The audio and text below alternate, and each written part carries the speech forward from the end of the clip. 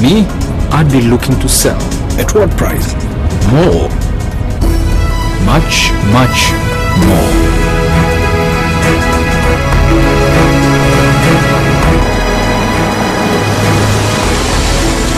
I don't know who you are or how you know these things, but one thing I'm sure of, you're in the wrong job. Here, call me tomorrow at 9 o'clock in the morning. I'd like to hear more from you. Are you ready for your big break?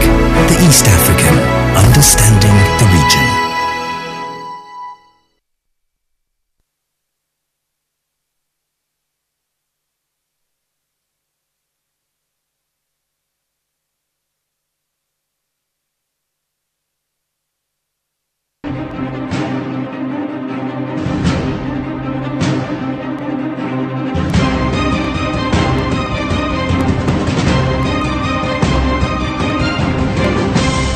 You're watching Morning at NTV. A very warm welcome to Morning at NTV this Friday, the 6th day of June 2014. As Brian likes to say, the employee's best day and the employer's worst day. What are you going to do this Friday? Why don't you give it your all like it was a Monday or a Tuesday or even a Sunday and see what you can get out of it? Well, this is Morning at NTV coming to you live from the Serena studios here in the city center of Kampala. Brian, Joel and Simon standing by, as well as Dakaba Chigongo joining us later on at the end for the sports segment. We'll start off this show with the news headlines. President Yoweri Museveni warns those encroaching on wetlands. The private sector is expected to steer agriculture, and the Attorney General says the MOU between President Museveni and Buganda may be revised.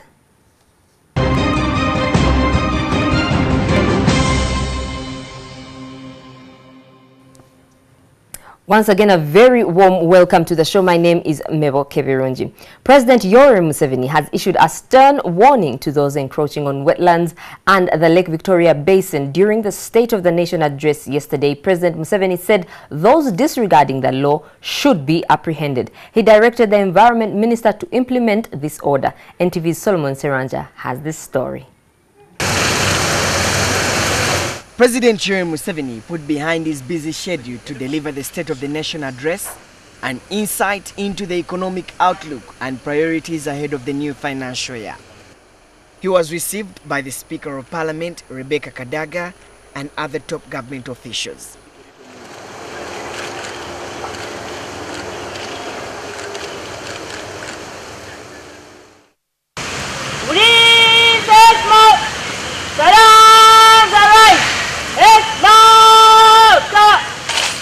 He then inspected the Guard of Honor as the police brass band played the national anthem and displayed spectacular drills.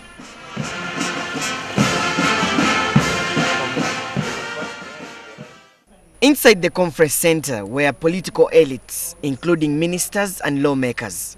The diplomatic corps and religious leaders were also in attendance. During his speech, peppered with jocular remarks, Museveni revealed that the country's economy has grown by 5.7% in the current financial year. Economic growth of the whole economy has improved even before the bottlenecks have been removed. The size of the Ugandan economy is expected to increase to Uganda shillings 63.3 trillion, equivalent to US dollars 25.3 billion. Museveni said that the commercialization of agriculture, infrastructure development, industrialization and investment in services are the priorities that will spur growth. There is not shortage of money. It is the shortage of reliable agents for conveying this money to the people. Commenting about the fragile environment, Museveni said wetland encroachers and other environmental degraders should be apprehended. Cutting forests up to the edge of all lakes, digging, if Sudhir is the one doing it, they should stop him. Well, I can stop anybody, you know that, including you people. Throughout his speech, Museveni was heckled by the opposition. In response, the president accused those on the alternative side of failing to develop their own constituencies. If the NRM is a bad performer, you perform well in your constituency. But bad policy. I developed my area when under UPC in the 1960s. Yeah. So shut up, you don't know what you're talking about. He also read out a list of a number of bills, including that on the electoral reforms that will be tabled in Parliament in the next session. However, he said the controversial marriage and divorce bill is not one of them. That one of marriage almost caused a civil war, you remember?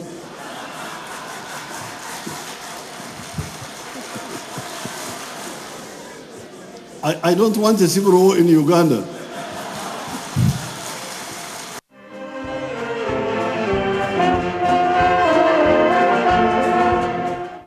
The State of the Nation address comes barely a week before the reading of the national budget. Solomon Serwanja, NTV. If the State of the Nation address is a parameter for what government thinks, then for the first time it is clear what the orientation of the government towards agriculture is. While Museveni did not say the government will not do its part in agriculture, it was clear the private sector was henceforth expected to steer agriculture. As Samuel Setumba reports, it's apparent the government more than ever will assert itself in the role of regulator for product and standards for the private sector. When agriculture accounts for more than 20% of Uganda's gross domestic product, or GDP, it is a statistical computed value and not necessarily reflective of the income of the over 60% of the population who are mainly employed by it. In that stride, government has shifted, and if the State of the Nation echoes government thinking, then the private sector will now be expected to drive agriculture as a means of earning money. If enough people do not buy from you, you cannot continue to produce. If something has got a low global demand, we should know the consequences of encouraging the farmers to flock into it. If you have any doubts as to the inclination of government, the president, who spent a third of his speech on agriculture, argued purely economically. In order to compete, our prices and quality must be competitive, must be comparatively competitive. Having looked at the global prices, we should then work backwards and see how we can reduce our costs and improve our yields in order to improve our profit margins. Even for agriculture, you do not talk of profit margins if it's not business. And thus, the new government role in the picture was underlined. Relevant government departments must accordingly firmly regulate these products. Otherwise, if our quality is compromised, we shall be ruined. We cannot afford a bad reputation within Uganda and outside of poor quality products. But government still has a responsibility, especially to the majority of farmers who are peasants. The problem is not shortage of money. It is the shortage of reliable agents for conveying this money to the people. NADS, that has been given huge resources to do this, spends most of the shillings 203 billion per year, which we give them each year, on salaries and seminars.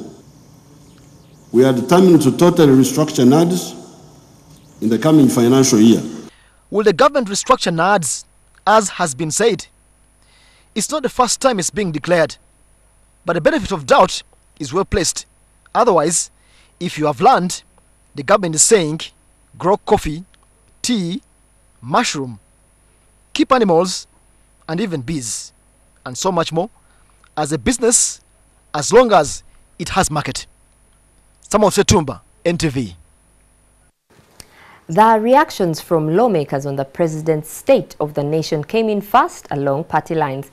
MPs from the opposition accused the president of reproducing last year's speech and window dressing the country's pressing needs, while those from the ruling party say the president delivered one of the best State of the Nation addresses.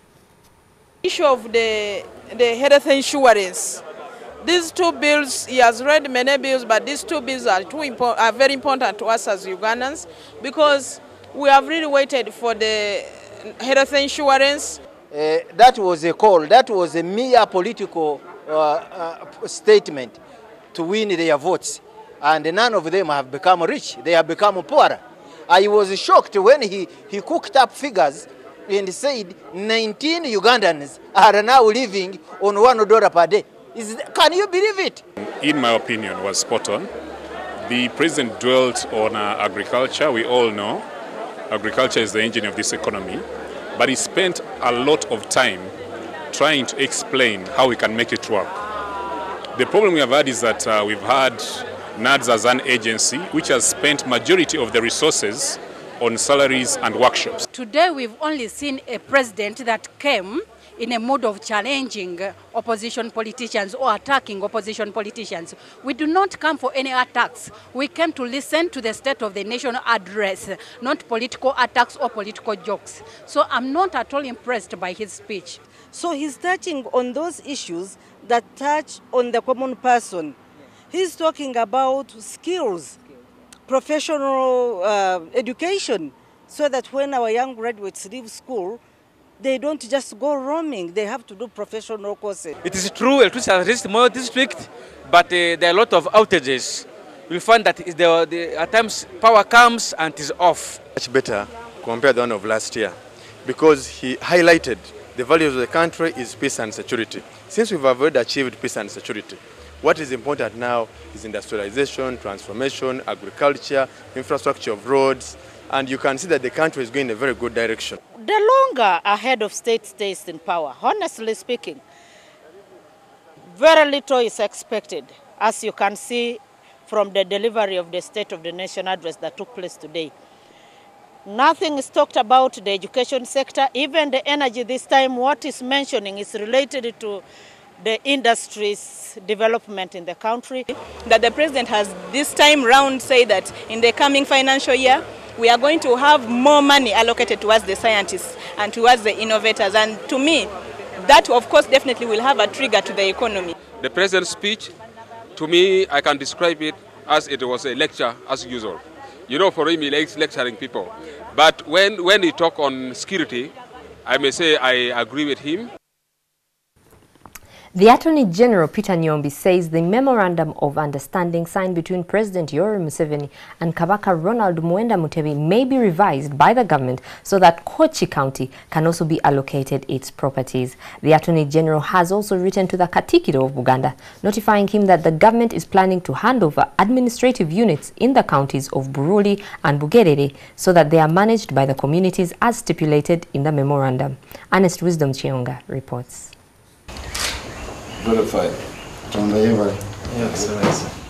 Attorney General Peter Nyombi maintains that Buganda will not be shortchanged since the Kabaka appended his signature on the Memorandum of Understanding that gave rights to communities in Bugerere and Bururi to manage only county and sub-county headquarters within their boundaries. The agreement just says that in those two counties, the administrative units should be left to those communities. That notwithstanding, the president has also directed the government's legal officer to ensure that Kochi County leader Kamswaga Apollo Sansakabumbuli II will receive his properties. This could mean that the memorandum will be amended. The agreement is not like a constitution, which should not be amended every now and then. We want an agreement that solves these issues. Peter Nyombi has also confirmed to NTV that he has received a couple of letters from the Kamswaga on this matter. He is also pleading that he be given the same treatment that was given to Buruli and Bugerere. 213 titles were returned to Buganda Kingdom by the central government in mid-April. Nyombi says nothing will be lost since it only requires a discussion on the modus operandi by the concerned parties. The titles we are talking about here are titles related to administrative units. The government legal office has written to the Buganda Katikkiro Charles Peter Maiga, reminding him of the entitlements of both Buruli and Bugerere. Buganda spokesperson Dennis Walusimbi Sengendo says, however, that they have not received the letter. And by the way, let me tell you, we have verified over 80 more properties of Buganda, over 80. That will be due for handing over shortly. The Attorney General has made arrangements for a cabinet subcommittee to discuss the modalities with officials from the kingdom so that the seemingly delicate matter is handled amicably. Ernest Wisdom Chionga, NTV. And it has been witnessed. And that's all we had for you today with our morning bulletin. We now cross over to Brian, Simon and Joel for the press review. Thank you so much, Mabel. Well, the big debate across the whole country, was it a recycle of the former speeches or it was a strategic direction as far as the Vision 2040 is concerned? Did the president do a justifiable job yesterday when he delivered the State of the Nation address? We'll be looking at that and more stories in the press review. Good morning.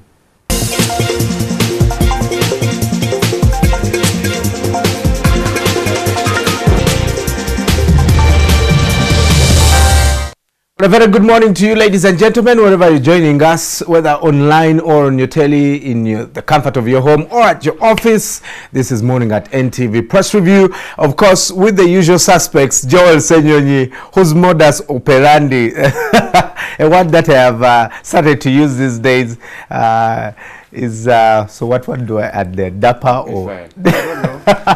Good morning, Joel. Good morning, how are you? I'm fantastic. And of course, you call him the interview assassin, Simon Kasiate, joining us via Skype from Ginger. Good morning, Simon. Well, Simon, we seem to be losing Simon. All right. Okay. We seem to be losing Simon there. We'll get back to him very shortly. He's just like these waiters I saw serving people at the State of the Nation address. Where's your jacket, man? If you had the jacket on, you would look, you know. But as things are, it's okay. Well, yeah. We'll be getting chewing his lips. We'll be getting Simon later. But Joel, right now it's the big debate across, you know, all corridors of power, especially in Uganda. What were the major highlights for you? And I know I'm probably preempting the big story. Yeah, the big story. We're going to dissect it a great deal in the big story. But of course, as you look at the press review, there's a couple of highlights here in, you know, it talks about unprecedented growth that is yet to come, economy growing by 5.7%, and then a couple of other things that you would like us to dwell on: agriculture, industry, ICT, you know. Hopefully we get to do that. That's happening on the on the top page of the Daily Monitor. Now, page 2 has an interesting picture. I don't know how this camera person did it. They are good, you know. This is a picture showing 99% of the people in this picture were dozing.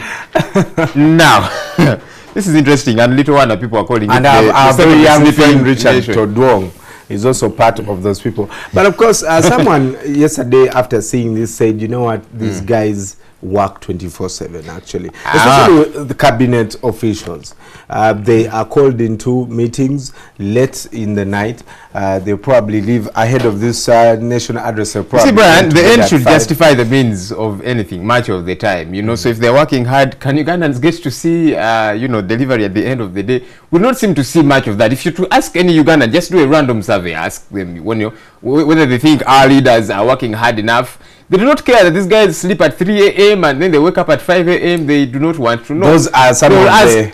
What is the health sector like? You know, our road infrastructure, what are our schools like, etc., etc. And they do not see much of that. So it's no alibi, but I did see some of our dignitaries, you know, clad in shades. And I was thinking, these guys want that was brilliant. So that was really brilliant swag by General Ali. But, you know, and more questions arise when someone asks you, is it a priority for example, the diplomatic corps, who never sleep in such things. It's It's always us who are guilty.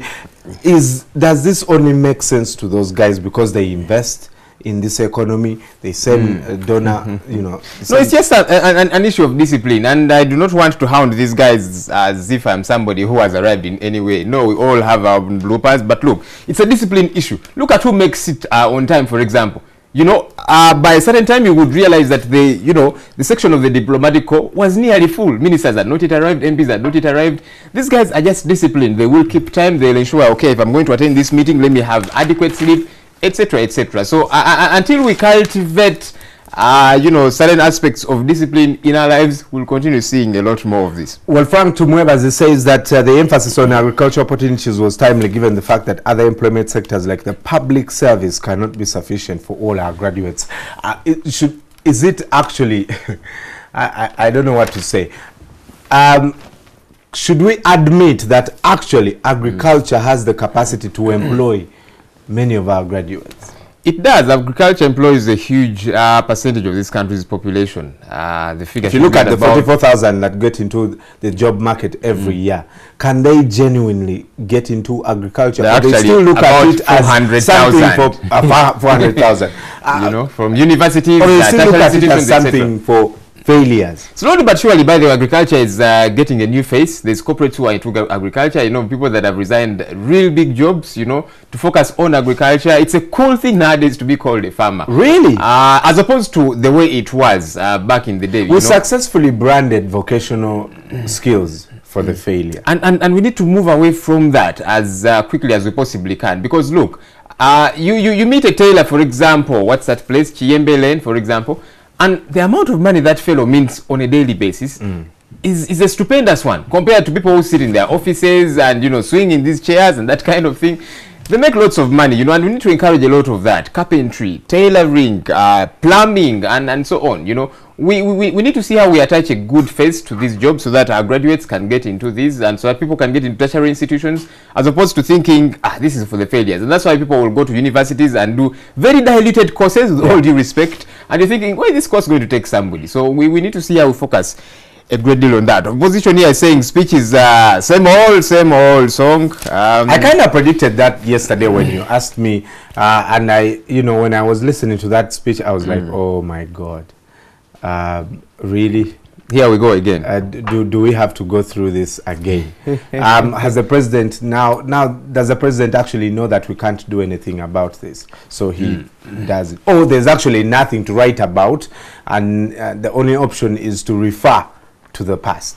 I'll tell you, previously Ugandans were always ecstatic when it was State of the Nation Address Day, when it was Budget Speech Day, because they were looking forward to hearing what is government saying, want to know what's on ground, etc., etc. People are always excited to hear this, Nowadays, because it is more of the same, like somebody did say.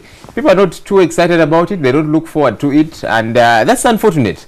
That's unfortunate. But again, you don't blame Ugandans because, look, much of the time what is said does not seem plausible. You tell people that we have grown this much economically, but people on ground do not feel that in their pockets, in their ways of living. They don't see that, so they think these guys don't want to listen to. When promises are made, they are not fulfilled. So people think, look, this is a waste of our time. Those days you'd find people glued to their radio stations, listening in. It's no longer the case. It's no longer the case. Again, I hope you'll not talk about this in a big story, but I'm just referring to parts and bits of the president's address.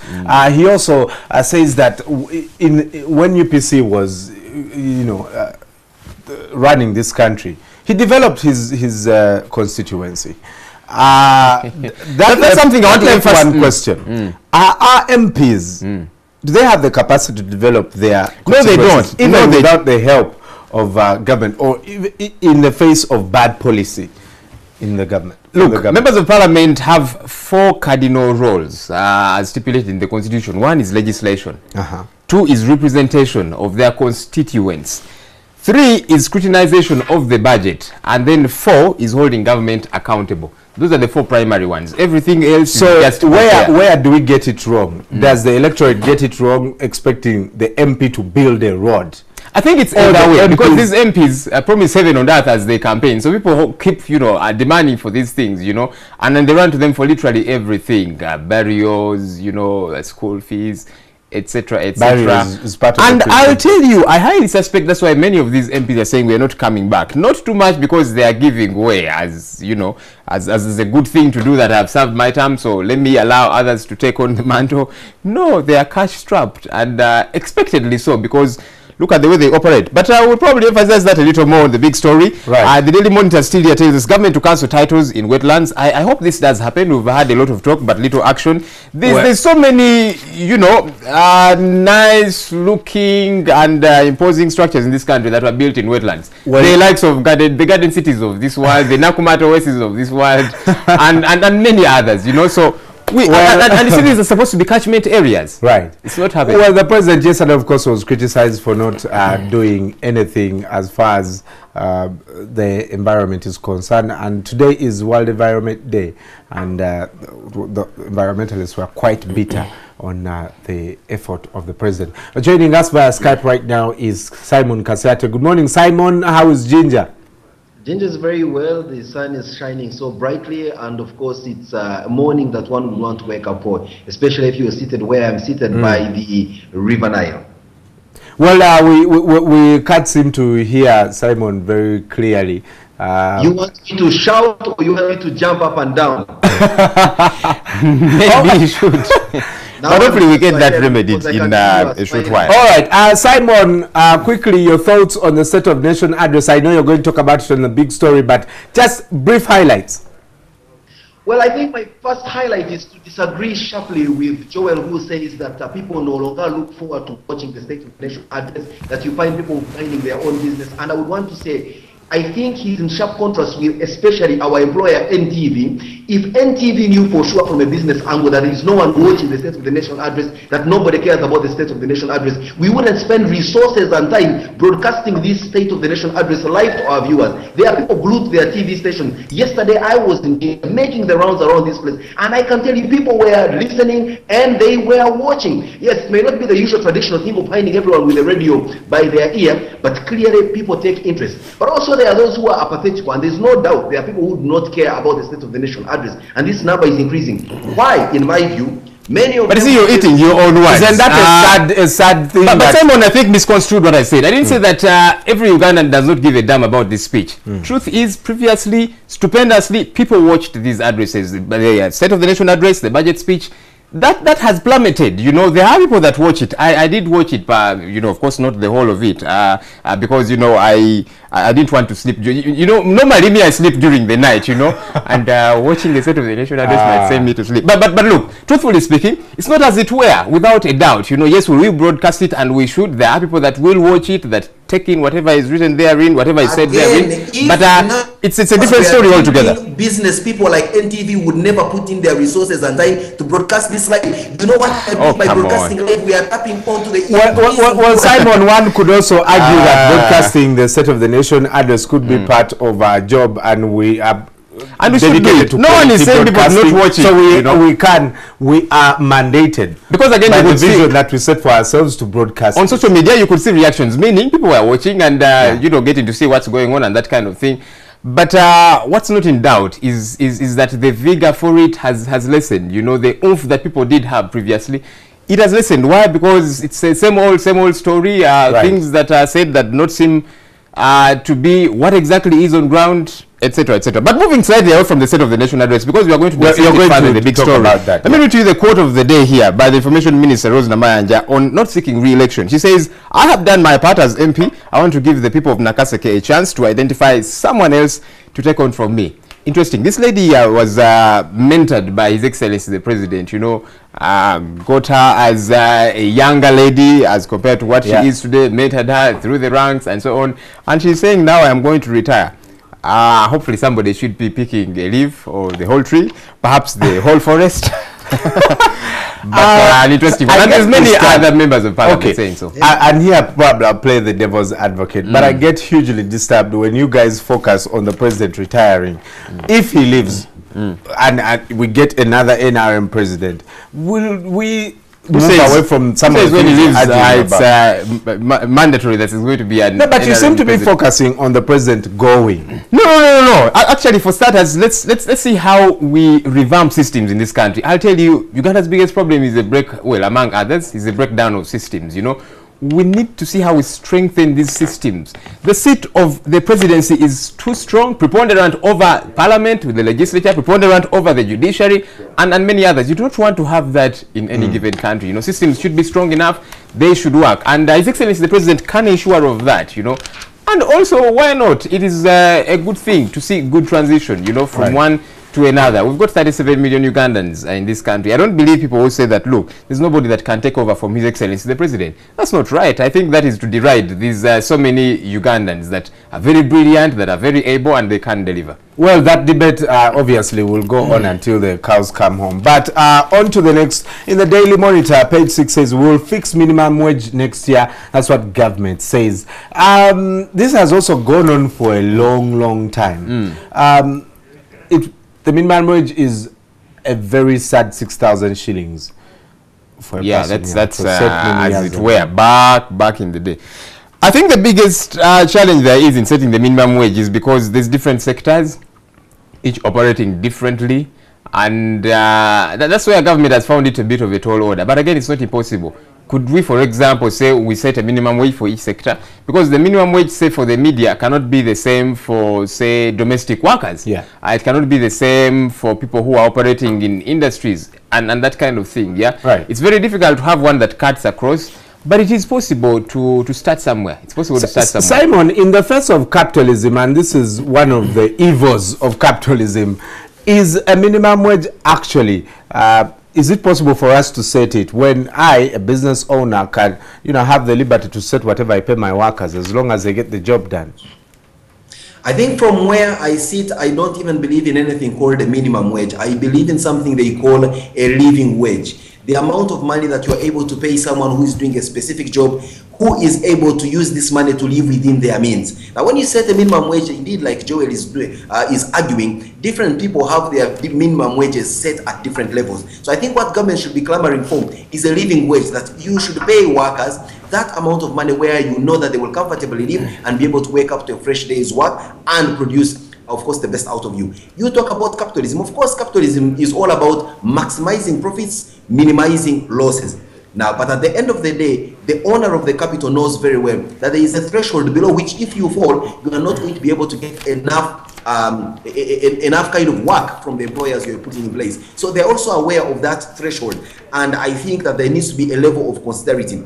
I do not know whether government would be in position to enforce so much a living wage amongst, you know, people they bring in here as investors and the like. I think beyond going to government, it all starts with you. People should learn to know the value of their work. Many times you find young people coming looking for jobs, and you know what I tell you? For me, just employ me here. Even if you give me nothing, I am willing to work. Now, for me, I find that a very I'll do anything.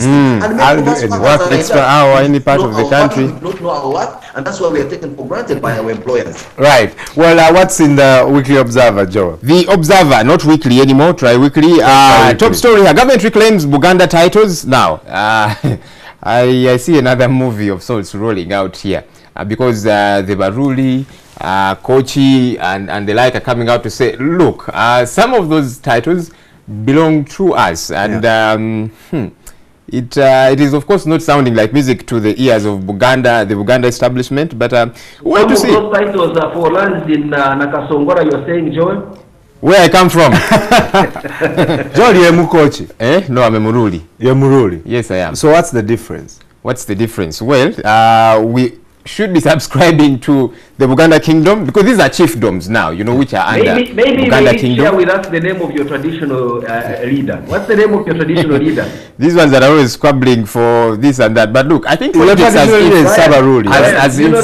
Brian, do you know the name of the traditional leader of the Baruri? It's called Sabaruri, right? No, he's called Mr. Mwogeza Mutamanya. That is Yeah, just like this. Many people I've met people who are called Ziweta, Kulazikulabe, Namongo D. I don't know what people do to their parents to be given names such as those, but and this is there you have it. Educated man who got his education in the United States of America. He wears a 15-kilogram set of spectacles, but his name is Mogeza Utamanya. I love that man.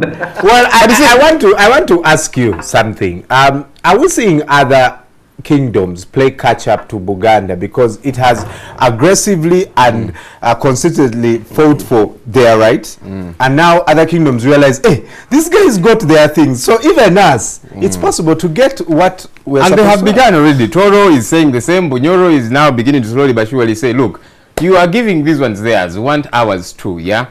But look, as we keep quibbling over these issues, for starters, Ugandans should get to the realization that, look, one, we are Ugandans before we are anything else, you know, so let's serve this country. These divisions of Manyame Muruli, you are Muganda, you I don't know what and all that, you know, that is secondary. Not that it's unimportant, but I think it's secondary. If we are going to begin, we are more similar than we are different in this country. So I think we need to emphasize that a great deal. We are Ugandans first and foremost before we are any of these other things. And that is why tribalism should not arise at all, you know. These ones thinking they are less important than the others, these ones thinking we are more important than the others.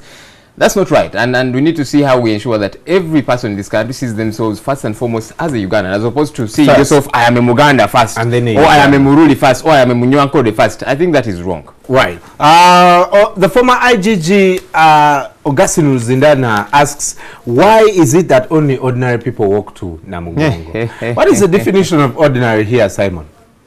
Look, that IGG is strongly out of the reality. Here I don't think I am the quintessential ordinary Ugandan, but there I was about people who walks from Rukunjiri, not people who... I met a good friend of mine working with his dear wife Namugongo. This is Mr. Paul Sine, the Chief Financial Officer of BAT Uganda. He's no ordinary person. I met my friends from Mumbuya, from Bugorobi. These were people religiously walking to Namugongo. What is Augustine Ruzindana? Well, Simon, if he's not walking to Namugongo, let him leave those matters to we who walk to Namugongo. They are not ordinary. Simon, it's not about people. It's not about people who walk from Rukunjiri to Namugongo. Not those of you who walk from the gate of Namugongo to the. No, if I walked from my home in Mbuya to Namugongo, if my home was in Rukunjiri, there is every reason to believe that I would have walked from there. Good for you. Good for you, Simon. Like they say, it is the sick that seek for the doctor. You need the exercise after all. Destitutes are walking to Namugongo. These are people who are looking for spiritual nourishment so that that spirituality can give them prosperity. Of course, we know that many of you Ugandans, when you become rich, you forget where you got your riches from. You forget to pray, or even you forget to pay homage to where you came from. True. Perhaps that explains why people who become rich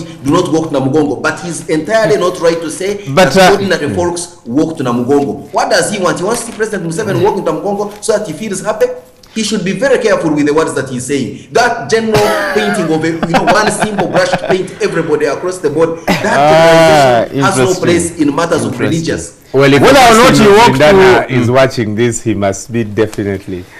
Look, whether or not you walk to Namugongo, whether or not you just making one outlandish statement generalizing everybody is unacceptable, and we need to put him to task. I saw people. No, I think let's cut the man some slack. What he's saying is, on the larger extent, it is more ordinary people who are walking as opposed to the bigger shots, you know, and then it's just commentary, but it has facts to it, you know. On the larger part, it is ordinary folks that walk. And I think I'll also partly agree with him. I spent a whole week at Namugongo, and you could, you know, see the, no offense here, but you could kind of see the people that were walking in. And you see, you've got to read between the lines here. What is ultimately trying to say is that, look, Ugandans are very desperate, they are very despondent, they will do anything that they feel is going to get them going to, you know, cause them to make headways financially, etc., etc. You know, those that are walking very ordinary, they are the poor, the broke, you know, they feel, let me do this for my God. You know, at the end of the day, I will get a blessing, you know, something. As opposed to those that seem to have it, you know, irrespective of how they've gotten it. So, read between the lines. Walking on his way to Namugongo, how are you able to judge whether they are rich or poor? Are you going to look into their pockets? I know people who are walking to Namugongo, and we're millions. All right.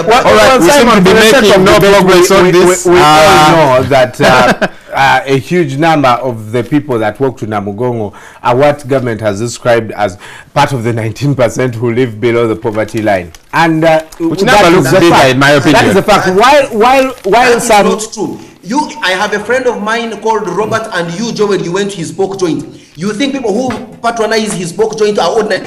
Simon is here in Kampala. Okay, all right. In Namugongo.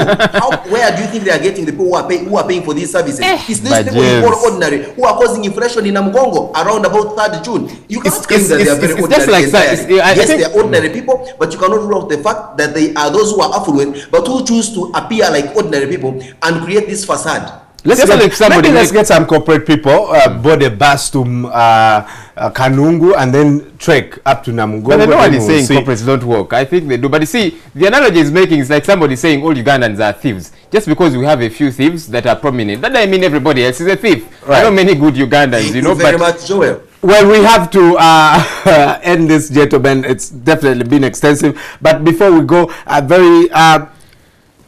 very special feature here. Men dodge family planning.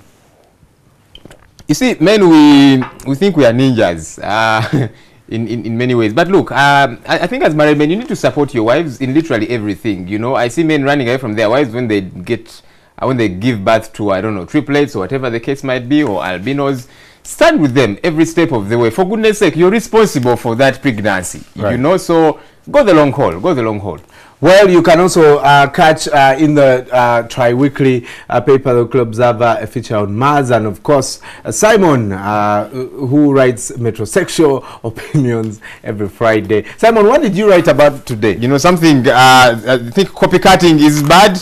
Somebody told me that, you see, in Uganda... You realize where I am, I'm only relying on the internet to get the newspapers. I write about 5 articles and send them in, so I don't know which one was picked by the Observer. Okay, we had forgotten that you are deep in the village. When you get back to town, make sure you get a copy of this newspaper. Well, copycatting can be disastrous.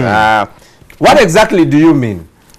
I think it's about trends. I see 3 guys here. Copycatting can be disastrous. I don't know what he's talking about himself, because the images I see here of guys, you know, with bow ties. Celebrities, if you like, who are wearing bow ties, and we have our Kasiati who seems to be... Perhaps that's the reason we do the press review this morning, for you to feel the headline and get enticed well enough to read the entire body of the article. All right, you can check out what Simon has written in the Weekly Observer, and for the rest of you, grab a copy of the Daily Monitor, the Red Paper, and the Weekly Observer, the Tri-Weekly Observer right now. And Mabel is standing by with some of the stories that are shaping the news on the international scene. Mabel.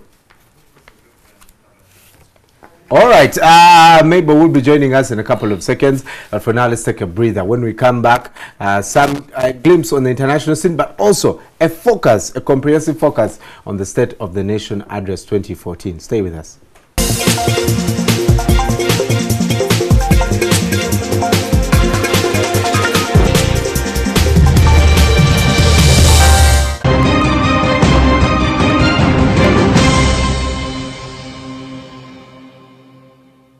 Coming soon on NTV.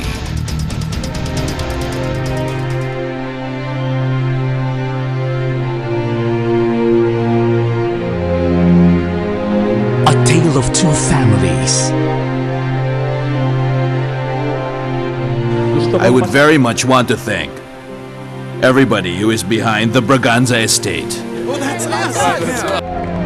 Bound by friendship. Torn apart by love. Hi, Gordo. Consumed by greed. A man's courage is not measured by how many guns he owns or about how many people are frightened of him. Stay down! Stay down!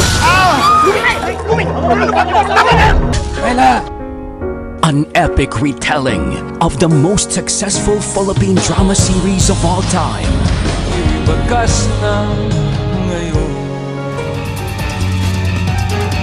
Coming soon on NTV.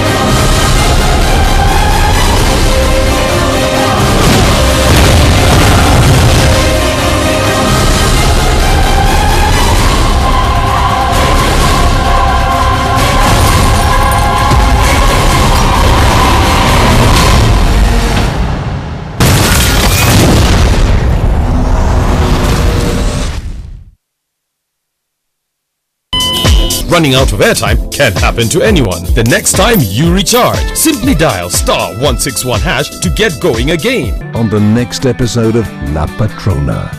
Scenes from the next episode. Now you look like a high society girl. I just hope you don't ruin it when you open your mouth. Last wishes? Why does Valentina need to sign this document? What's this? This is the results of the blood test from Cecilia. Know anything about it? No, of course I don't know. Your grandmother's evil, David. The most cruel and evil person I've had the misfortune to know. Nothing's going to happen. Why do you have to be such a busybody, busybody?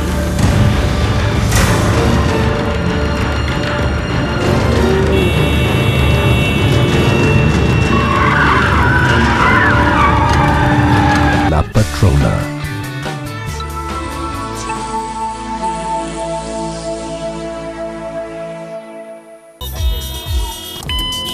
At Orange, we know that running out of airtime can happen to anyone. That's why we bring you Wetase. Simply dial *161# to get going again. Convenience changes with Orange. Today changes with Orange.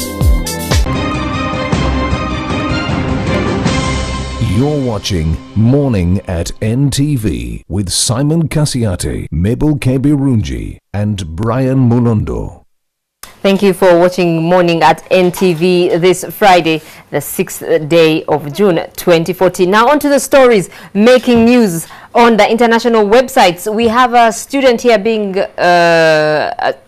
killed and 2 others wounded in Seattle after a gunman opened fire and was willing to kill more. As he was trying to reload his gun, he was tackled by another student. Now this reminds me of Piers Morgan, who had begun a campaign of getting rid of guns in the US. He was unsuccessful, but we continue to see the death toll rising. A very sad story also, strange but sad. A supervisor threatened to hang a worker in Memphis, Tennessee because he was drinking water from a white people fountain. He was also actually asked not to use a lift for the white people. Now he released the recording, and it's actually shocking that in this day and age there's still some people who discriminate like that. Now on to Sky webpage, bringing Russia's president in from the cold. We do know that he has been locked out, Putin that is, has been locked out of the G7 talks, but now we see him here with David Cameron, and later on he also had a meal with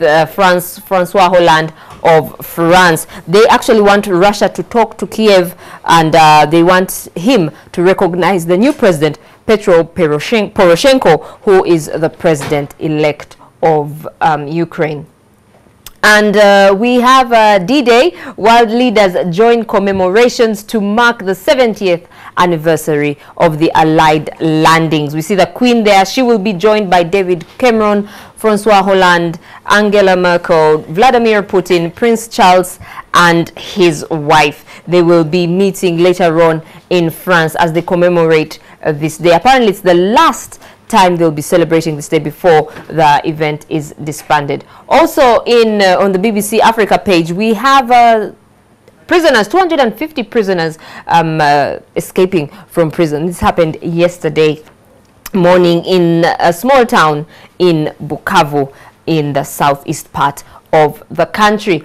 And a UN inquiry finds war crimes on both sides in Central African Republic. They do say it is not yet a genocide or ethnic cleansing, but both sides indeed have a part to play and are to blame, and no one can claim they are innocent. Also in Africa, there's a big story why Nigeria has not defeated Boko Haram. Now, some of these rebel groups are very interesting, but this is a big analysis here of what is happening in Nigeria. And part of the reason they say is the Nigerian police lack modern equipment, they lack training, and are not motivated. Apparently, a UK person was asked by a Nigerian, sell me a machine which I can use to detect terrorists in cars, and the British person told him there is no such machine, but the Nigerian did not believe it. I'm not sure if it's true, but it's on the BBC Africa page. Well, the Ukraine crisis, Russia must engage with Kiev, says G7. Leaders of the G7 industrial nations have urged Russia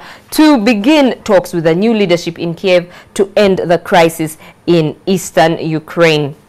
U.S. President Barack Obama and David Cameron say Moscow must recognize Petro Poroshenko, who takes office on Saturday. And then we also have sexual harassment. This is a big story also on a couple of websites. Sexual harassment has been made a crime in Egypt. They are doing this in order to protect women. And they say the sexual harassment is any suggestion, sexual suggestion or pornographic suggestion or hints through words, signs or acts. And I think that is very subjective if you ask me. But anyway, the outgoing president has issued that decree making sexual harassment punishable by up to 5 years in jail. We shall now cross over to Joel and Simon for today's big story. Thanks so much, Mabel. You have had us pettifogging over a couple of details in the State of the Nation address. We want to dissect it further. I will do that when we return, Simon and I.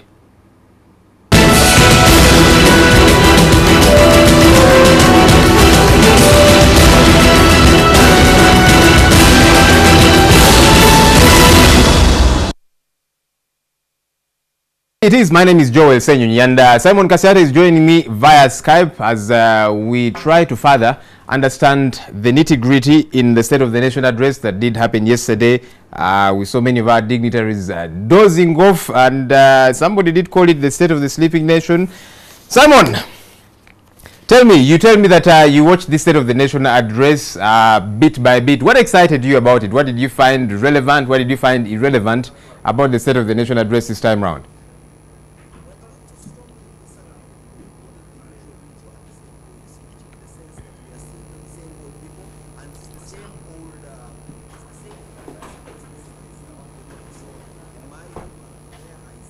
All right, apologies there. We have a technical hitch. We should get Simon back in a bit, but a few highlights here and there. The president told us that our economy has grown by 5.7%. Whether or not you believe it, I don't know what it is like for you down there. He says we need to commercialize agriculture, emphasize that a great deal, because look, we've got many farmers in this country that are using hose, and we keep talking about Uganda being a food basket for East African region, for the rest of Africa.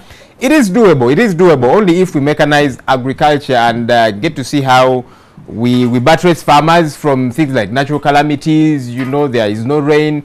Egypt, for example, very dry. They're good at irrigation, and we want to see how we get to do this. Simon, you should be back now. Tell me, what did you find relevant or irrelevant, if you like, about the State of the Nation address? Well, of course, many people also will call it the Stress of the Nation address, and from where I was seated, a number of things did excite me, especially where President Museveni talked about the 4 major priorities of government this year. He talked about, if I recall very well, agriculture, services, ICT, and industry. And of course, from my industry being power generation, I see that indeed now we are going to be faced with that Herculean task of powering this nation, because there is not going to be any form of serious agriculture if it is not mechanized agriculture and if there is no value addition. And what can always drive this forward is the presence of electricity and power. ICT, you cannot have ICT without electricity. Without a doubt, and currently the same applies to industry. There won't be any tangible industry if there is no electricity powering this. So from where I sit, there's a huge challenge on the electricity sector, a challenge that I think many of us are willing to stand firm on to. How do we do this? Because our population, only 14% of our population has access to electricity. Now, that is very worrisome. If you talk about industrialization and that kind of thing. Now, we should look forward to a time, we should prognosticate a time when 100% of this country's population has got access to electricity.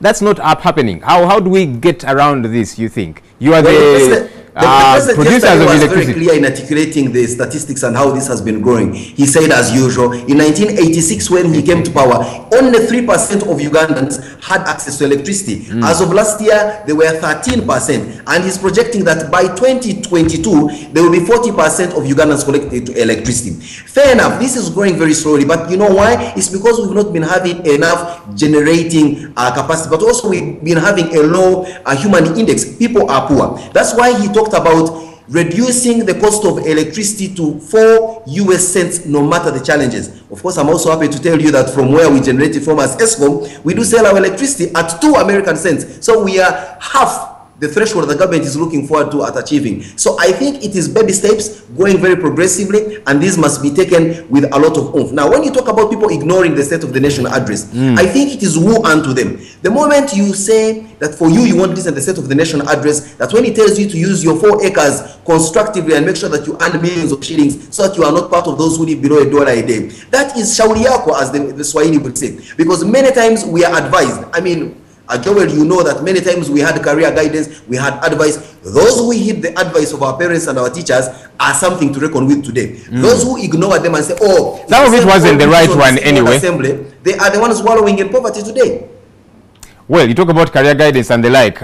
You see, the way people do perceive advice, which should be the case, you know, some of it is good, you take that in, some of it you throw out the window.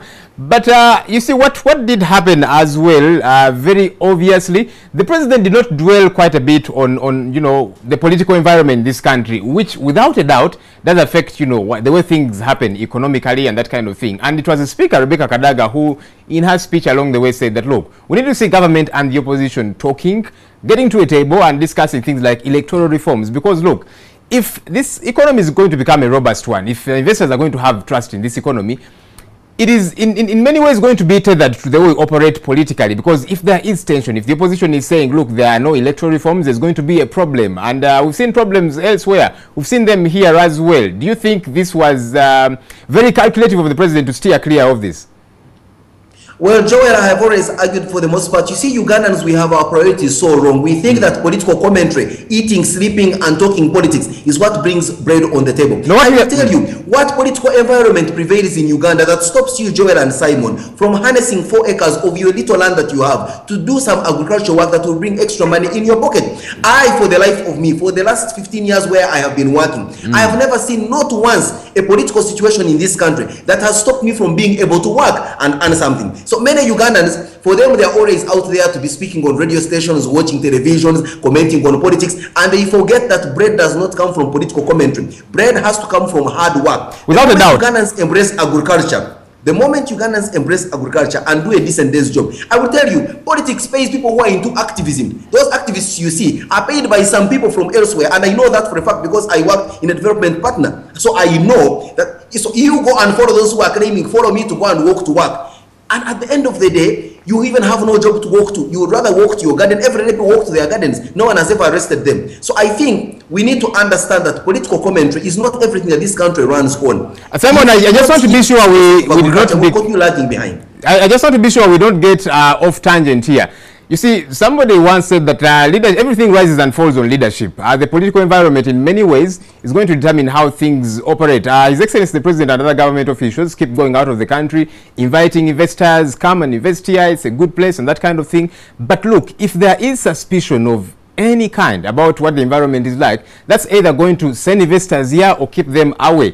You talk about not being affected. Well, depending. Let me make this point. Let me make this point, Simon. Just a minute. Just a minute. Are we talking about Democratic Republic of Congo? We're talking about Uganda. We're talking about Uganda without a doubt. And at the end of the day, let us not exaggerate our situation, Joel. We are not as bad as South Sudan. But can we not get better?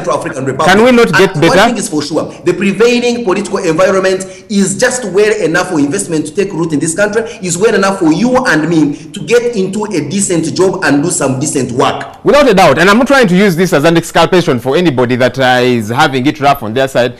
But whether you like it or not, elections in many cases do create an aura of suspicion. Fear looms all over the place. But we hope we can remedy this. We should. Like you said, we're not like Congo, we're not like Somalia. Entirely. And you know, looking at the electoral reforms that the Speaker of Parliament, the Right Honorable Kadaga, mentioned, I'll give you my usual song, and you can call it the usual song. In 2011, the European Union, where I was working, led here a team of very proficient electoral observers. They issued a report with recommendations. We went around this country talking to every political player, including and not limited to the opposition members, government members, the Speaker of Parliament. We told them, look, you need to start embarking on electoral reforms now, not tomorrow. You know what they did? They went to sleep. They woke up in 2014, 2 years before the next election, and they think that they will pull this through. Better than never. I would rather that they do it now as opposed to 2015 in December. We went into all the other destructive things. Now we are waking up to cover ourselves when dawn is upon us.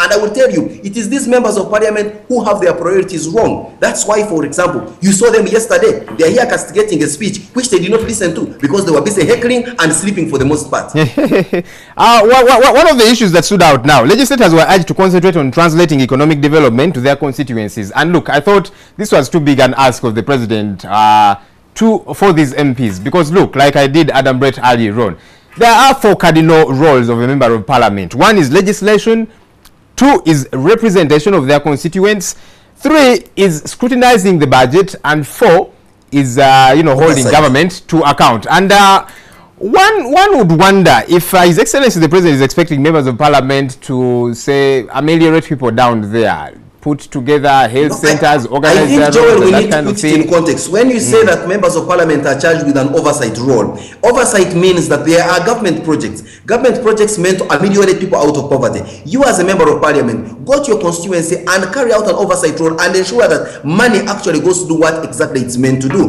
Go and look at what the cows in your districts are doing. Are they sending money to the right place? Many of the cows are they sending money to education? Are they sending money to health centers? We heard from the National Medical Stores guy. Is the member of parliament of an area which has a health center for ensuring that medicine sent from the National Medical Stores reach the center for so that people can get enough treatment. That is precisely what the president was meaning, that members of parliament need to play that oversight role away from the television cameras of NTV at parliament, but on the ground where they come from. And talking about oversight of government projects, NADS, His Excellency the President talks about NADS to be restructured. Look, I have time and again become ambivalent towards some of these government programs. Why? Because we introduce them, pump in lots and lots of monies, and then it flops, we cut it short, get into another one. Example is these many youth programs all over the place, youth livelihood, youth I do not know what, etc., etc. We now seem to be cooking up something else, that is going to be tethered to agriculture, and I'm thinking, well, one might think I'm pessimistic, but look, once bitten, twice shy. I see lots of money is going to be wasted again on this issue of agriculture, and yet we might not get it right. Joel, maybe something I don't understand here. I thought NADS is the National Agricultural Advisory Services, setup. So if the president is expecting a NADS, which is supposed to act as an advisory agency to start delivering fertilizers, what exactly is the role of NADS? I've never understood. What is NADS' role? To carry out advisory services to farmers or to give them fertilizers? Of course, advisory services, like you say, which should tantamount to results at the end of the day. Are there results on ground, do you think? Because if I give you good advice, if I'm supposed to be a presidential advice, the end should justify the means. My job is very well done if His Excellency the President is putting in place good policies, courtesy of my advice. Would you imagine that NADS has done a very good job in as far as its advisory role is concerned? Well, in my case, as far as that is concerned, I have no idea. Because you are a part-time farmer, I suppose. Of NADS and where it is supposed to be prevailing as opposed to exactly what it is doing. That for me is my experience with NADS. But Joel, maybe one other thing that we need to look at away from the substance of the State of the Nation address, I think we also need to touch base a little bit on the form of this presentation. I mean, yes, you talked about people sleeping for the most part. Then we had, of course, a lot of heckling. Actually, 5 minutes into the speech, some people were already dozing off. I said, hey, okay.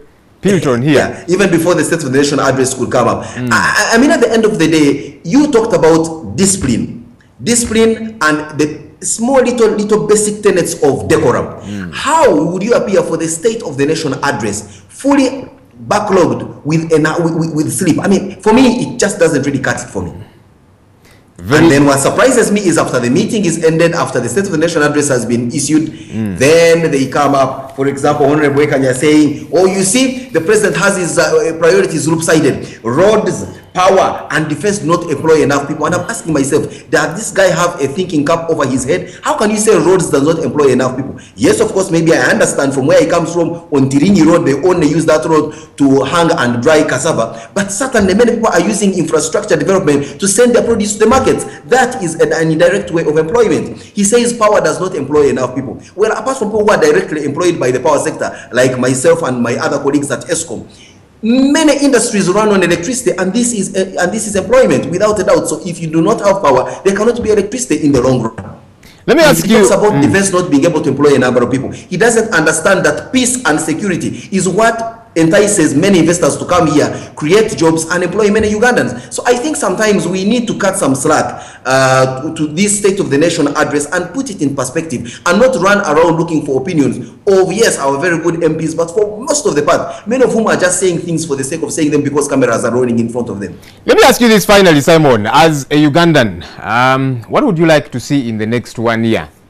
As the State of the Nation address is being delivered next year, taking stock of what has been done, what would you like to hear this has been done? For you, you probably might not be the ordinary Ugandan, you're Corporate Affairs Director, ESCOM. That does not in many ways sound like the ordinary Ugandan, but let us assume you are for now. Joel, I am an ordinary Ugandan in the sense that I walk to a market and you know my favorite food is matoke. For the most part, I have always been arguing I didn't know, you told me your favorite food was that how come you're selling to me this bunch of matoke at 25,000 Ugandan shillings? And she tells me, look, there is no more matoke coming in, meaning people are shunning farming, or there is possibly not proper farming farming techniques that are able to deliver good food on the shelves. So what I would love to see is agriculture being taken very seriously by many of our folks, including you and I. And of course, yes, I'm lucky to have this job that you're talking about. But there are many people out there who have bush following acres and acres of land that are unable to harness that land to present the food and give it to me. Like I've told you, I am able to afford a batch of matoke at 25,000 Ugandan shillings. Why can't someone tap onto that 25,000 Ugandan shillings and grow the matoke for me? I love my groundnuts. Why isn't someone growing the groundnuts? For as long as we don't take heed of this message, I will be very disappointed if next year the president comes and says we are still wallowing in poverty because people are not taking agriculture seriously. He talked about services. You know the level of our service industry. Here we are employing, you called me, I'm dressed like a waiter or a waitress. These ones that were serving, for the most part, many waiters are brought in from neighboring Kenya because they know what they are doing in the service industry. They have courtesy. Ugandans are naturally blessed with smiles, but we never use them. We are given jobs. We treat jobs like we are doing ourselves a favor. Or our customers a favor. He talked about ICT. The final one. They are using ICT not for development purposes. You know very well what people use Twitter for. They are here abusing Kasete for not being modest on TV and all that. Rather than but if Kasete is not being modest, perhaps they should give him some feedback. And grow themselves. And Someone will need to pull the plugs on this. Thanks so much for your thoughts. My opinion is coming up shortly.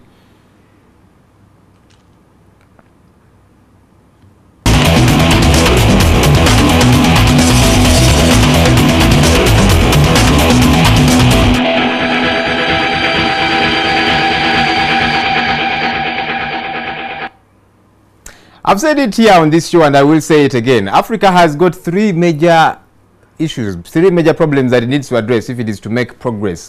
Progress that should make our lives better. The first one is leadership, the second is leadership, the third is leadership. And echoing the words of one wise man who has said that leadership is cause, everything else is effect. Look, we've got leaders in this country and many a time we do not see them coming out to lead as they should. Now, we should call on Ugandans to each play their role, better their lives, do whatever it is that they can do at household level, at individual level. But you see, at the end of the day, we need to have a leadership that is spiraling things as should happen to be the case. Many of Ugandans are looking to our leaders to show them direction, to lead them to the so-called promised land, you know, about Vision 2040. So I think this is a good time to call on our leaders at whatever level you are at. What are you doing to better the lives of the people that you lead? But that said, as somebody being led, it should not be alibi on your part to say, look, I am broke because my leaders have done little or nothing at all for me. If each and every Ugandan takes responsibility, does whatever it is that they've got to do, betters their lives, without a doubt, I prognosticate a Uganda that is an awesome one. People happy and excited about their lives, and why not becoming a first world economy. That's our big story for this morning. Thanks a bunch for joining us. Morning at NTV continues shortly.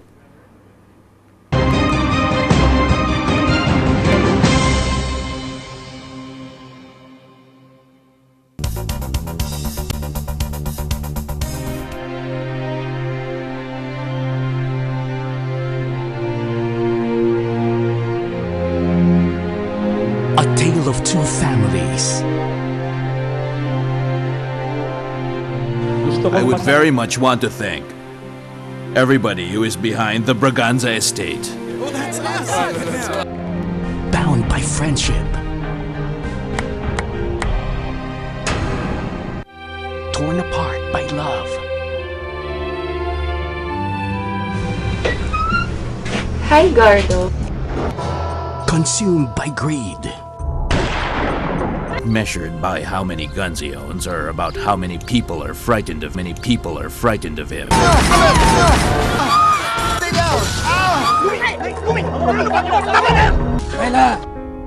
An epic retelling of the most successful Philippine drama series of all time.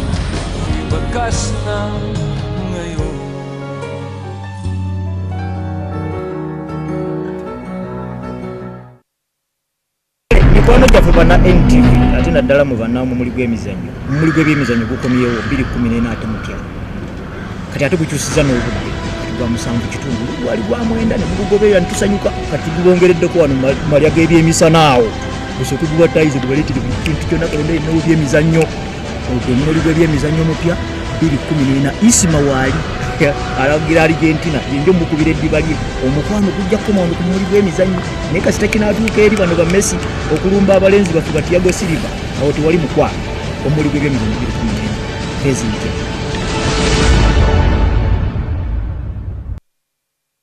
Hey there, Mr. Krabs! Are you ready to party? I like to move it, move it. I like to move it, move it. I move it. You like to move it. Wow! Hello, fellow motor enthusiastics. Oh, Mr. Krabs! Isn't there any way for us to return all of them back to normal? Hey! How'd he do that? The Red Ranger's a bigger problem than I thought! It's time to finish this thing up! What can I do to make them love me again? What are you drawing, Kitty? Mega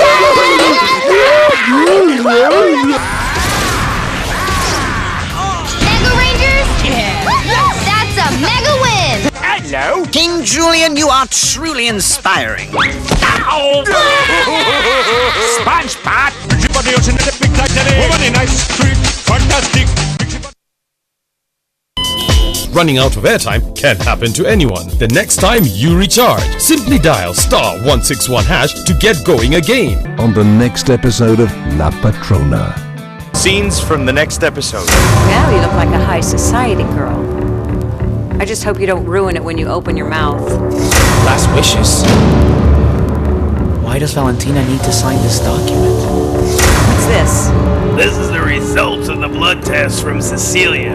Know anything about it? No, of course I don't know. Your grandmother's evil, David. The most cruel and evil person I've had the misfortune to know. Nothing's going to happen. Why do you have to be such a busybody?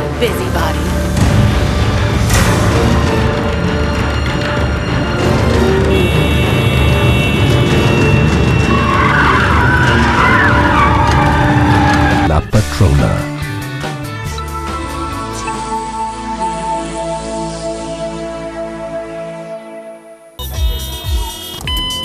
At Orange, we know that running out of airtime can happen to anyone. That's why we bring you Wetase. Simply dial *161# to get going again. Convenience changes with Orange. Today changes with Orange. oluvannyuma lwa lutalo abaana bangi batwalibwa abekika era bulanga basigadde abamu bajja ne babakima era twagende mu Lukola eyo nakasongola mu Buluri twagende mu Butale babalaaro okubuuza omwana oyo mumanyi nti mukwate obutonde obwekonkome mukwate obutonde bwa Ebola mubuteeke mu nsigo omuzungu ayogedde palamenti muyise bosi basajja omulembe guno gutuusemu n'abantu n'entondo kati waliwo n'emyaka egy'entondo waliwo yakiŋŋamba bamugamba muŋŋambe bulungi kati munkwate empola dokita buli akwata bayibuli eno ajja kusomera bintu nga ye bw'alowooza. For example, waliwo controversy yaliwo tobeera mu ssuuti ate ng'oteekamu gganduula olina kubeerako kimu kubanga okusomesezza tumaze emyaka 2 tusomesa bannayuganda eddembe lyammwe mulimanyi oluusi n'obusobozi obulina nakulabira abaganda baagala kabaka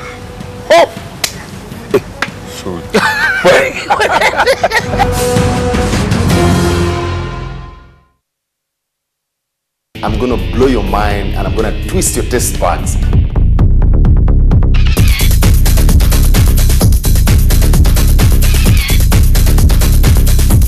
The flavors are already coming together. I can feel them.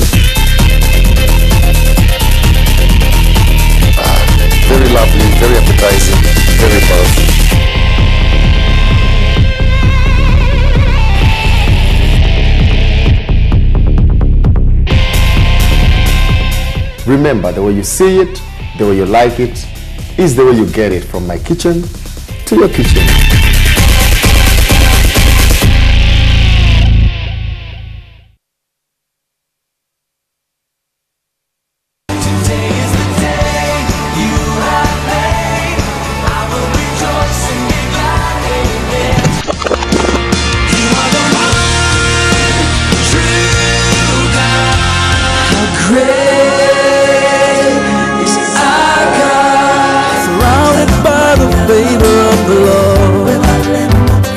Ladies and gentlemen, Jesus came to set you free and to be free indeed. In life, you don't wait. There are certain times where you wait for certain decisions, but when it comes to taking action and choices, you have to move.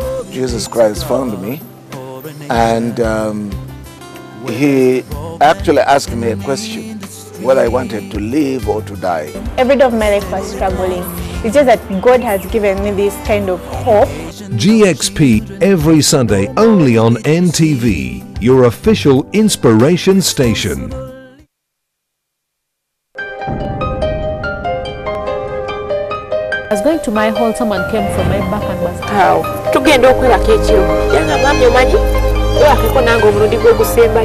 went to the nurse and asked why. Why is it that our father is negative and for us we are positive? Every time I find a story of assault of one person to another, I get disturbed. Mwayombi ekiro lwaleeta suze oli bakookeza. Nazeepoza kimu nti mujja wange yanjokeza. Kino ekyafa kino kyali kyakulira muno mu lubuto. The Irene I know just loves music and loves to sing. I've never seen her even smoke a cigarette. The days of legal trade in slaves are history, following its abolition in the 1800s. They tie you like this. That's when I started getting past. Everybody has a story, but yours will only become our story when you share it.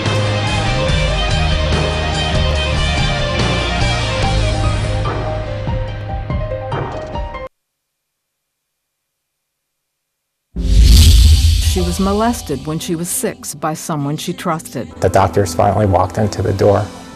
They basically were telling me that she had a 5% chance of living. I couldn't understand how somebody that tells you they loved you, that held you as a child, could abuse you. Tommy Scott grew up among gang violence, drugs, and poverty in the projects of South Central Los Angeles. I felt not normal, not good. I wasn't lovable. As a teen, Melissa discovered that drinking gave some relief. Tommy is free today and continues to tell people that it was Jesus who changed his life. The time I spent in prison, I spent putting my ideas together on, how I was going to come back and make it all right. And I realized my purpose, that I was created to reflect the glory of God. Duke now realizes why God kept him alive. These were real people facing desperate situations, just like you and me. Jesus died to set you free, and he can give you a new heart.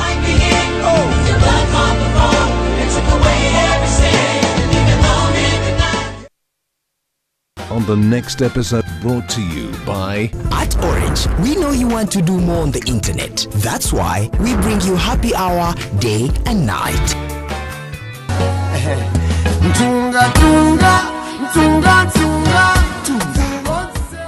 Empalana ennugu n'obutaagaliza.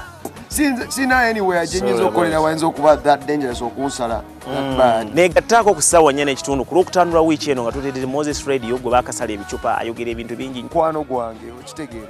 Yasalibwa era n'akubibwa. Byonna agenda kuba bitonnyonnyola ku ssaawa 4 n'ekitundu. Mu ngeri emu ne tugendako n'ekigali okulaga show y'abanafu aba Ebons eyakutte akati akawonvu n'akagga nga batugamba kyayitiridde nga bakwataganya. Byonna tubirina Olwokutaano ssaawa 4 n'ekitundu ku koona ne NTV Miles Wamiti totusubwa.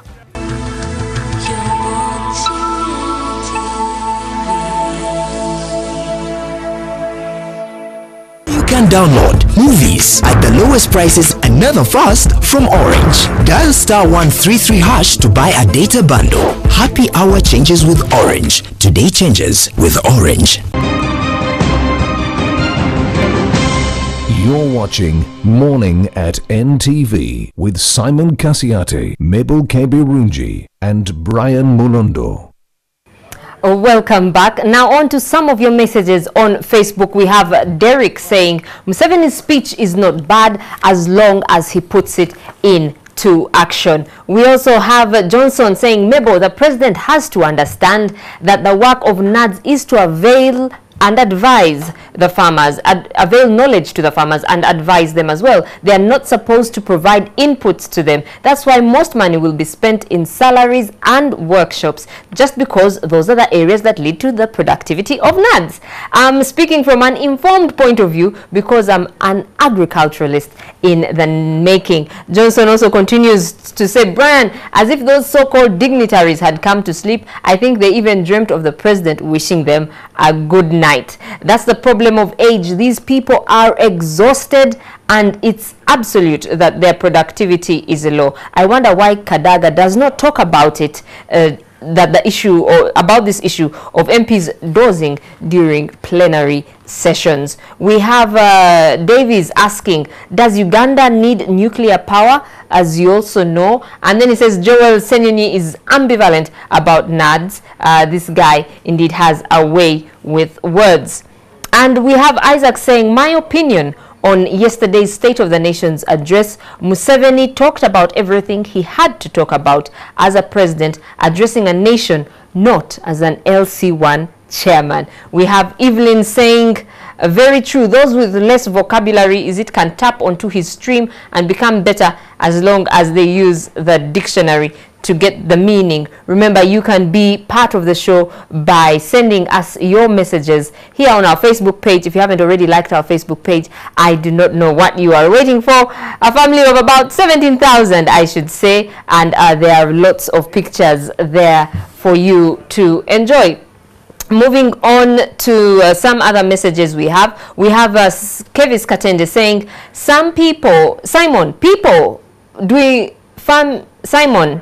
people doing agriculture nowadays, the government doesn't help them to find the terrific market internationally and locally. The roads are totally nasty. The power is increasing its price every time, and it's very high.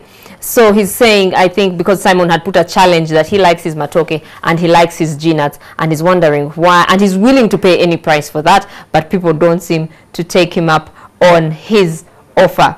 We also have some comments regarding the press review. We have Katende saying, in Uganda, some men are not men. They think like women or like children. They forget their responsibility. I guess that is in regard to the issue of men taking up more responsibility with family planning. And then we also have Johnson Kansime saying, I will continue to laugh at some of our so-called promised economic policies, and what's the importance of the minimum wage when you have no job. And he hopes Simon can explain that better. We shall now cross over to, we have a video that we are going to be playing as we introduce Everyday Life.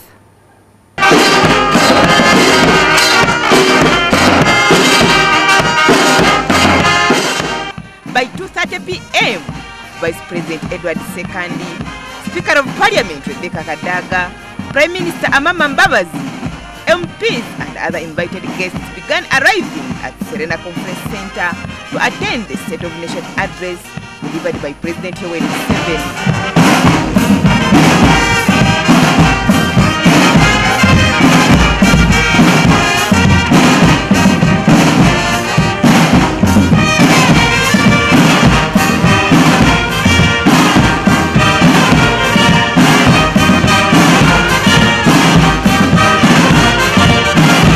Museveni later arrived being driven in his plush Pullman Mercedes-Benz. He inspected the guard of honor before entering Serena's Victoria Hall to address the nation.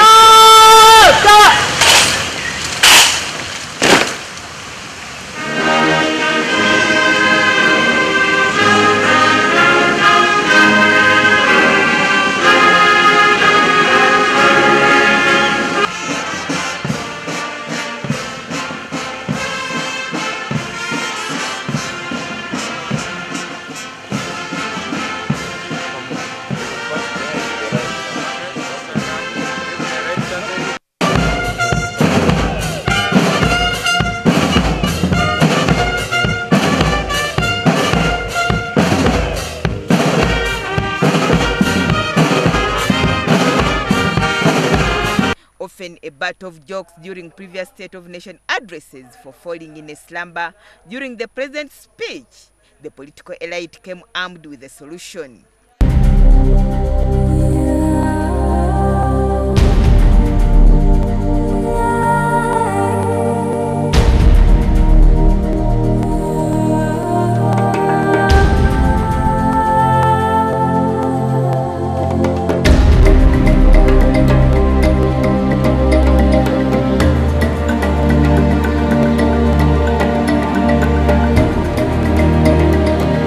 For some, the solution worked, but for others, sleep momentarily took them away from the address into the state of the sleeping nation.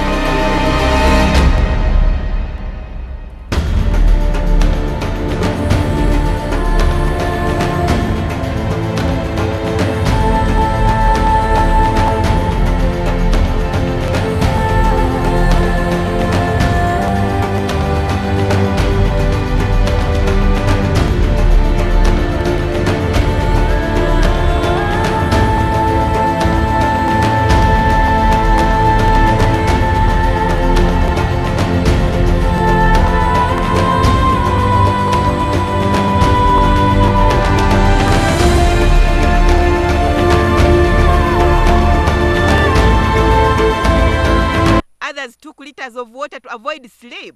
But Soroti Municipality MP Captain Mike Mukula says strong coffee is the only solution.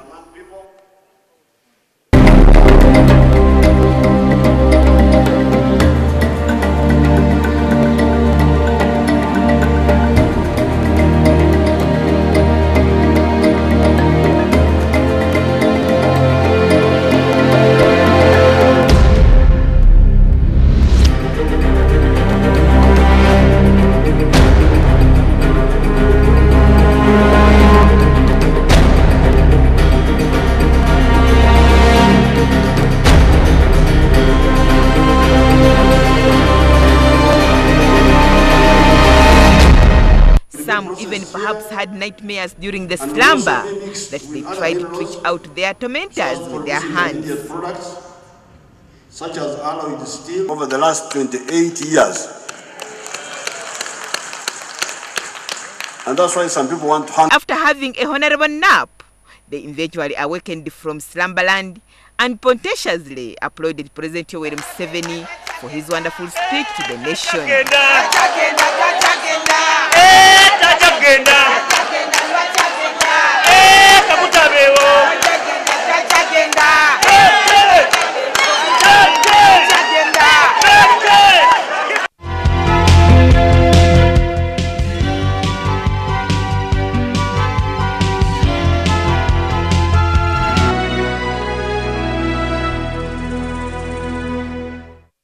Sunlight adds fabric conditioners to washing powder to give you Sunlight 2-in-1 for sensational cleaning and fragrance that lasts and lasts and lasts. Sunlight 2-in-1, sensational cleaning and all-day fragrance. Nandiyagadde nnyo singa baba sente zaffe bazitaddemu value eza Uganda ng'omuntu singa oba ofunye 15,000 oba 20,000 ng'osobola okuzikozesa ebintu eby'omugaso nga n'ogulako sukaali ewaka n'ogulako sabbuuni n'ogulako n'omunnyo naye kati ofuna 15,000 kilo ya sukaali emu ewaka naye ebintu byo bino bikozesebwa mu ddyo nga ekibiriiti ejjirita bintu ebyo byali kendezeddwa ku bbeeyi. Kkiriza oba gaana, the man might have a point because inflation is now at 7.1%. Will it reduce in the next financial year? Honorable Maria Chiwanuka will answer that question when she reads the budget on June 12, 2014. Our budget, our responsibility.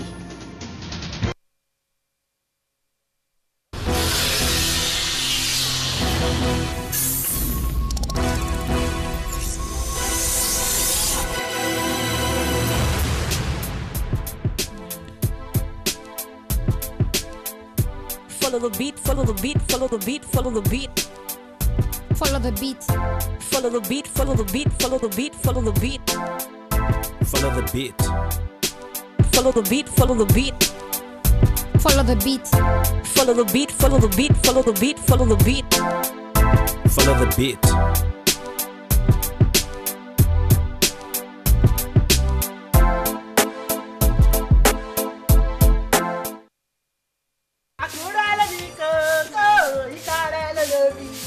Oda, I no go stop to the singing. No problem. Keep singing. This singing will put you in trouble very soon. You won't believe it's the boy's father that inflicted such injury on him. Just because he stole 50 naira. 50 naira for that matter. That man should be arrested. Oh, how God. How I wish I could just see that man and give him a piece of my mind. Abigail, I don't care if you're chatting with Barack Obama. When you're at work, you learn how to detach yourself from that phone else to get you into trouble. Whatever. I mean, you should be happy that a pilot is asking your friend out. My brother, I learned that 3 armed robbers tried to rob a man as he came out of the bank at the junction before the express. Don't try to be the hero. You won't kill me. Do you know how long I've been waking you up quietly and you refuse to wake? Now you can't interrupt someone. I'd like to pray with you, nurses, being the vessels that the Almighty God has been using to heal his people. Okay. Can someone please talk to me? What is going on? Who is she? See, I hate cheating in my life. I hate cheating and nothing will make me have 50 kobo to that money I already get to you.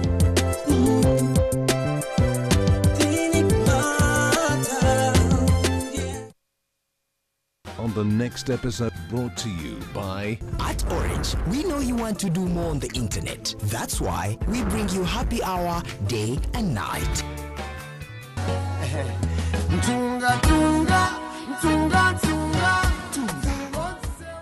Empalana ennugu n'obutaagaliza. Sina anywhere jenyiza okolera wayinza okuba that dangerous okunsala.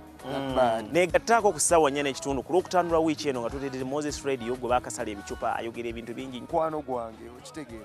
Yasalibwa era n'akubibwa. Byonna agenda kuba bitunnyonnyola ku ssaanya n'ekitundu. Mu ngeri emu ne tugendako n'ekigali okulaga show y'abanafu aba Ebons eyakutte akati akawonvu n'akagga nga batugamba kyayitiridde nga bakwataganya. Byonna tubirina Olwokutaano ssaanya n'ekitundu ku koona ne NTV Miles Wamiti tutusubwa.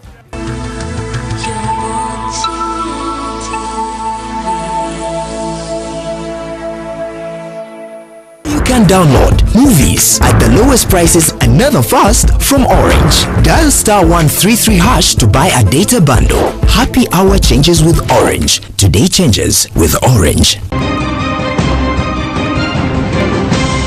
You're watching Morning at NTV with Simon Kasiate, Mabel Kebirunji, and Brian Mulundo.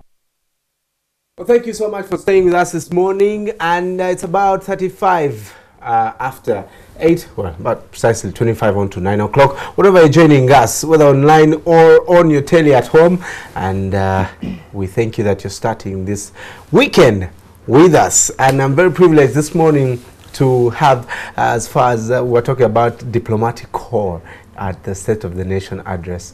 And this morning joined by Wendy Schwartz. I hope that's the correct pronunciation. That's fine, that's lovely, thank you. Wendy yes, Schwartz. Wendy Schwartz, yes. Schwartz. Yes. Oh, right. Who's a political consultant at the South African Embassy. Good morning. Thank you so much for joining us. Good morning, Brian. Thank you for having me. You, I've been seeing lots of information in the media about you putting up an exhibition, but first of all, I know it's about the 20 years of freedom. As a South African, what does this mean for you? Oh, it's wonderful, Brian. I think for our country to look back and to see since 1994 how far we've come, and that we've just held our 5th democratic elections, and everything was peaceful and free and fair, and so for I think South Africans, this is a very special year, celebrating the last 20 years and looking forward to the next 20 years. So we're very proud as a young nation to be slowly but surely maturing and really becoming the country we want to be, yes. Right. I know that lots of the things that we have here in Uganda are from South Africa. Just found out that even Toyota is from South Africa, Nissan. We have lots of South African companies here like Eskom, Breweries. They all have their origin. MTN, they all have their origin in South Africa. And you're going to have an exhibition. Tell us about what this exhibition is going to feature. Yes. Well, Brian, you've mentioned some very well-known companies here in Uganda. And we thought for our 20-year celebrations, you know, we always have a good story to tell for the 20 years. And one of the best stories that we have to tell is the wonderful way Uganda has opened up its doors for South African companies to invest here. And many people know the big MTNs, the big Stanbics, and our big companies that are here.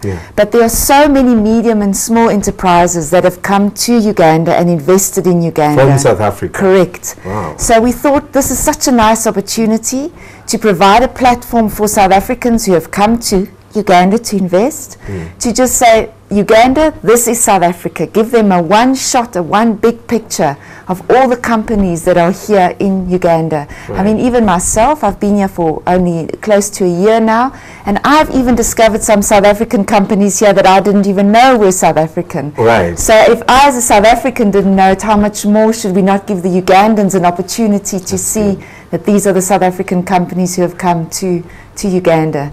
At the moment, what are your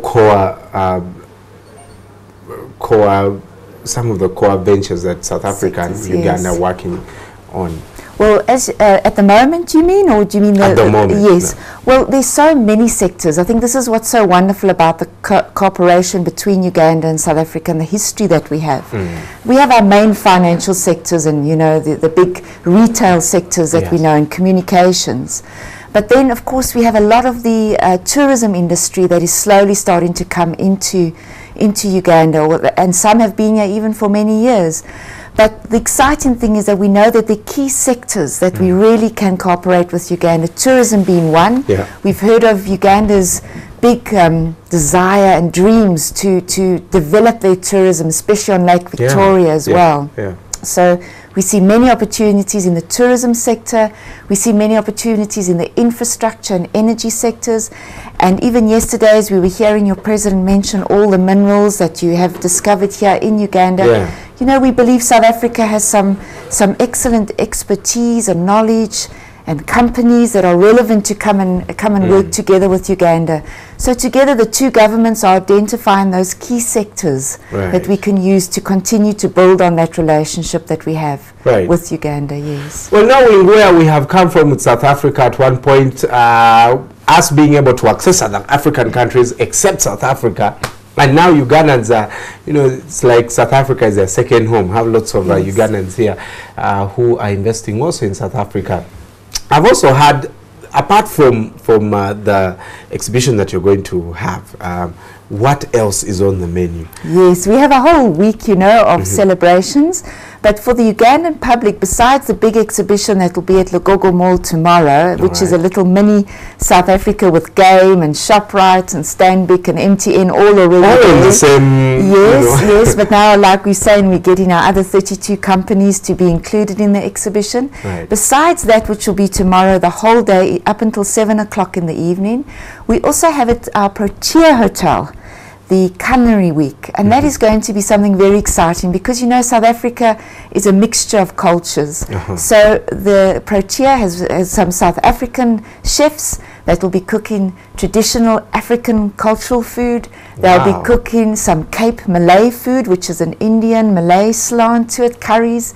Then there'll be a Cape Dutch food, the traditional Dutch food that is coming to South Africa. And of course, the very famous braai, as we call it, or barbecue, otherwise known. So those four themes will be running the whole week from tomorrow, the 7th, to the 14th, next Saturday. So I can actually go tomorrow and say, give me a South African Absolutely, meal. Yes. So the Protea has got some wonderful meals prepared by South African and Ugandan chefs at the Protea, and we're really looking forward to people going to enjoy those. Well, I am a lover of food, so you will definitely expect me there. Wendy, as far as Uganda and South Africa are concerned, first, where do you see South Africa in the next 20 years? And of course, our cooperation. Yes. Well, you know, South Africa, our former president had always said that we cannot be an island of success in a sea of poverty.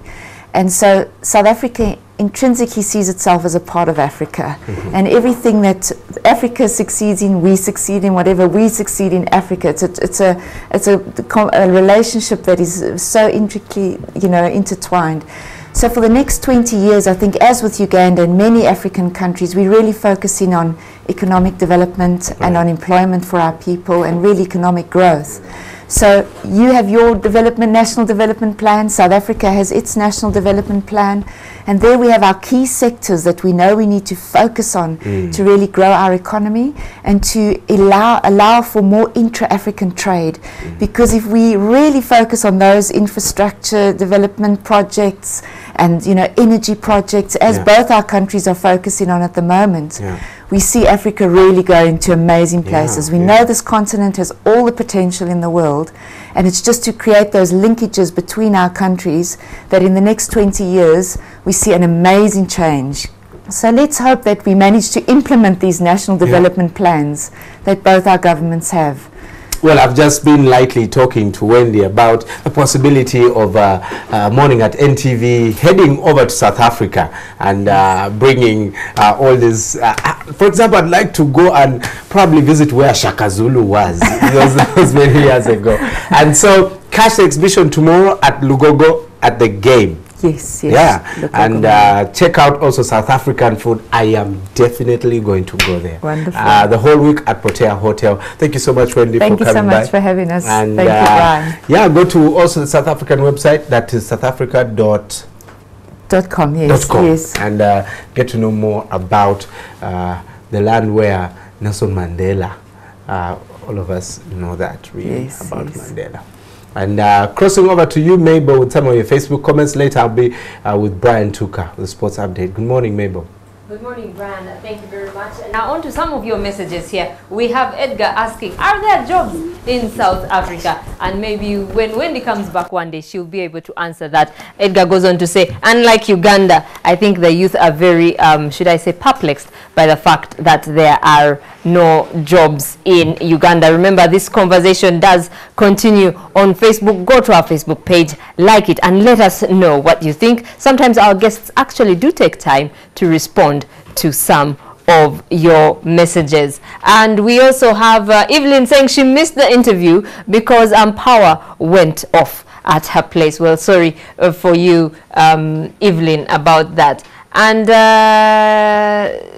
someone else is saying here that I guess this is regarding the big story that where we talked about the State of the Nation address. We have someone saying Museveni didn't do anything he listed in the previous budget. We dislike him. And is it, please, Mr. Museveni, we are tired of your old song. And someone says here, thanks for the show. I agree with Simon and with you, Joel. You cannot say people no longer want to listen to the State of the Nation address. I think people do enjoy listening to it. And we shall continue reading more of your messages as they continue to come in. We have Lutaya Kenneth saying, does Uganda need, I think we read this one earlier, about nuclear power. We have Omhango Eddie saying, in today's is it Sona MPs are playing, and we wish all Ugandans a happy Environment Day. We have Rush Vincent saying, Museveni and corruption, is it? Nice day and nice presentation. And we have Annette saying, you guys are the best. Always thanks, not bad, but we should put it into action. And Labong Patrick saying, good morning, Uganda. Waking up today with Morning at NTV. And we have, next line is 6565. We shall now cross over to the two brands for the sports update. The sports update. Good morning, Brian. Morning, man. How you doing? See you. You know, how you doing? Yeah, Brian here. And the other South Africa. We need some spice in the studio, you know, on the set. Brian. Of not having proper preparations. I think this is the best preparation that Ugandan basketball own money, go to offices, try to solicit for sponsorship that gotten it, and then some disorganizers from some of Africa are thinking negative and minute way of thinking. Because FIBA drew the calendar in January. They knew we had a tournament here. They decided to cancel it because of lousy reasons. So, which is a huge disappointment. But anyways, life has to go on. The tournament will either be in September or February. We still wait for confirmation. Going back in Sunday Okot, aka Pippen, he had crossed to Falcons, but then eventually went back to UCU. Then they also was at Roland Garros, and we're all expectant of a Nadal Djokovic final. Absolutely. Is it likely? They call it the Nadal surface, because this guy has won 8 French Open championships, or rather Grand Slams, if you want to call them so. And he's up against Andy Murray. Andy Murray had to fight really hard in 5 sets. Said he had taken a 2-set lead against Gao Monfils. But he managed to scrap out that in 5 sets against another totally different opposition. Yeah. I mean, if Murray is going to pull off something, he is going to work 150% times what he's had to do in the previous games, because this is Nadal's specialty. I mean, nobody almost beats him at this surface. So it's going to be a tough one for Nadal. Definitely, Murray will test him, but you think this should be good enough for Murray. Djokovic has got against Gobis. It sounds an easier. They train together. Isn't it going to be even harder for Djokovic? Yeah, of course. There are 2 things in training together. One, sometimes you train together because you want to better yourself. Gobis, in this case, probably wants to better himself by training with Djokovic. But are there any match? I don't think so. So I'm thinking it should be almost as good as an easy one for Djokovic. So I'm thinking Djokovic should go past Gobis. I'm seeing a Nadal Djokovic final for me at Roland Garros. And maybe, just maybe, Djokovic finally win his first French Open Championship. Right. Yeah. It's about now, well, 7 days, 6 to the World Cup. Yeah. And first of all, we were scared by Chamberlain's injury. How serious is it? It looks serious. This morning, I was reading on the threads, and it all seems like Oxlade might not make the World Cup, which is a huge disappointment. Make a couple of days. How significant is he? First of all, England, the team that they took is a young team to start with, and what is going to be their biggest weapon going forward is going to be pace. So what do they miss? Oxlade's pace. Oh yes, because he's a very fast player, but sometimes he can be actually very intelligent on the pitch. For me, if you ask me, I think he makes better decisions sometimes than Raheem Sterling of Liverpool, who is also in the team. So I think in that aspect, it could be missed. But I don't think he was going to be a starter in the team. He would come off the bench. But that pace, extra pace that he provides would be huge, because I imagine the game is 1-1. About 3-4 minutes to go. England up against Italy. The Italians are worked up. The legs are tired. You bring on Alex Oxlade-Chamberlain, he's going to run you ragged. That could be huge. So I think, apart from pace, I don't say anything big, but of course, the English are going to depend on pace big time, and that means they will miss Oxy's, I think, pace. Most likely, it will be replaced by either Cleverly or Michael Carrick, but most likely, if you ask me, if you're going to bring any other player, I think you need more experience. For me, Michael Carrick would be a better choice, because I think those are the available options for Roy Hodgson, because he can change or bring in a replacement until 24 hours before the first game. He has been tipped to be the next captain for Manchester United, but Van Gaal is now faced with an injury from Robin van Persie. Yeah, I mean, it's a huge scare for the whole nation in Holland, because if you ask me, their go-to man, like we say in basketball, is going to be Robin van Persie. For me, at the moment, he's the best striker. There's no doubt about it. Klaas-Jan Huntelaar showed that there's a fox in the box, but he doesn't come close to Van Persie. The attention that Van Persie commands from the opposition cannot be the same as Klaas-Jan Huntelaar. So I'm thinking, first of all, the Netherlands say they took him off the game during the World's game as a precautionary measure. But was that precautionary? Still, you've got to think that it's a huge scare for the Netherlands. But I'm 100% sure Van Persie will be available for the Dutch. They will do all it takes to have him. Right. Oh, hopefully. Yeah. Still talking World Cup. Michel Ballack wants both Ozil and Götze to start. Didn't work. What kind of setup is good for Germany? It just didn't work for me. I mean, that means you're sacrificing a central midfielder who's supposed to give you cover. If not, then you're playing 2 number 10s who, if you played, because I'm thinking the Germans might go for 4-3-3, Sami Khedira, Basta Schweinsteiger, and maybe Toni Kroos in the middle. And usually they have Miroslav Klose is as good as assured his place as a starter, or maybe okay, if they can decide to go with Lukas Podolski. But that means if you play Götze and Ozil, those two have got to come off the wings, either one off the left or the other one, I think, off the right. Can that work for them? I don't think so. Because you also need a lot of defensive cover. Can they give it to you? I don't think so. So for me, I'm thinking Lukas Podolski has always started games for Germany and has always played well. And Ozil, I'm thinking they might go for the same team they did have with Podolski, Ozil, and Klose, or with Müller, Podolski, and also Ozil. Ozil seems to be an assured starter because he played well in the last two campaigns. So I'm thinking they will go that way. Bring the two on the pitch will be tough, much as they're not such big impact substitutes, because they love to start the game and pick up with the rhythm of the game.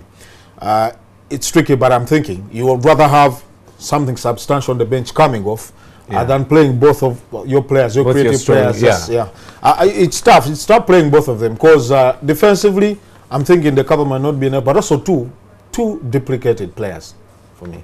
You can't have the same thing going. It's too much. It's too much. But sometimes it may be good for strong teams. You need that kind of solution for Brazil. But you see the Brazilians, their best is how the coach does it. It's paramount that everyone on that pitch, we go forward together, but once they're coming at us, we've got to defend together. That's why, if you look at the kind of players that Luis Felipe Scolari works with, they're hard-working players. See Willian, what was doing at Chelsea, same thing he will do at Brazil. Oscar, Ramirez, even the strikers themselves, Fred, if he needs to put in a shift defensively, he will do it. He'll put it in, Speaking of Chelsea, we're talking transfers that Diego Costa did the medical at Chelsea. What kind of player are they bringing in? First of all, is it good for Chelsea? Me and you know that Mourinho was complaining all throughout the season. We don't have a striker. He's gotten one. Diego Costa scored, I think, 26 goals in the La Liga, and was that big influential. And I think he's suited for the Premier League game because very strong guy, can play off the ball, can play with the ball. He can make so many things happen. Good in the air. It's simply the one Chelsea have been looking for. With the creativity Chelsea have had in Hazard, Oscar, Willian, and a couple of other players. For me, if they got that, good striker, they are assured of 20 goals for me from Diego Costa. But it's got to first prove that he can do it in the Premier League, because it can be sometimes really challenging. It can be tricky. Premier League is kind of different game. Emre Can for Liverpool. Is it also good for Liverpool? Depending. They've done well in the past campaign, scored lots of goals. The last campaign. What can he add to Liverpool? First of all, the defensively, I think, especially the defensive midfield, they lacked numbers. Because I think apart from their starting team, they barely had anything off the bench. What Emre Can will give them is, first of all, is a holding midfielder, but who can also play left back. What does that mean? He's a versatile player. You can play him in the middle, play him at left back. So that means it's giving you different options.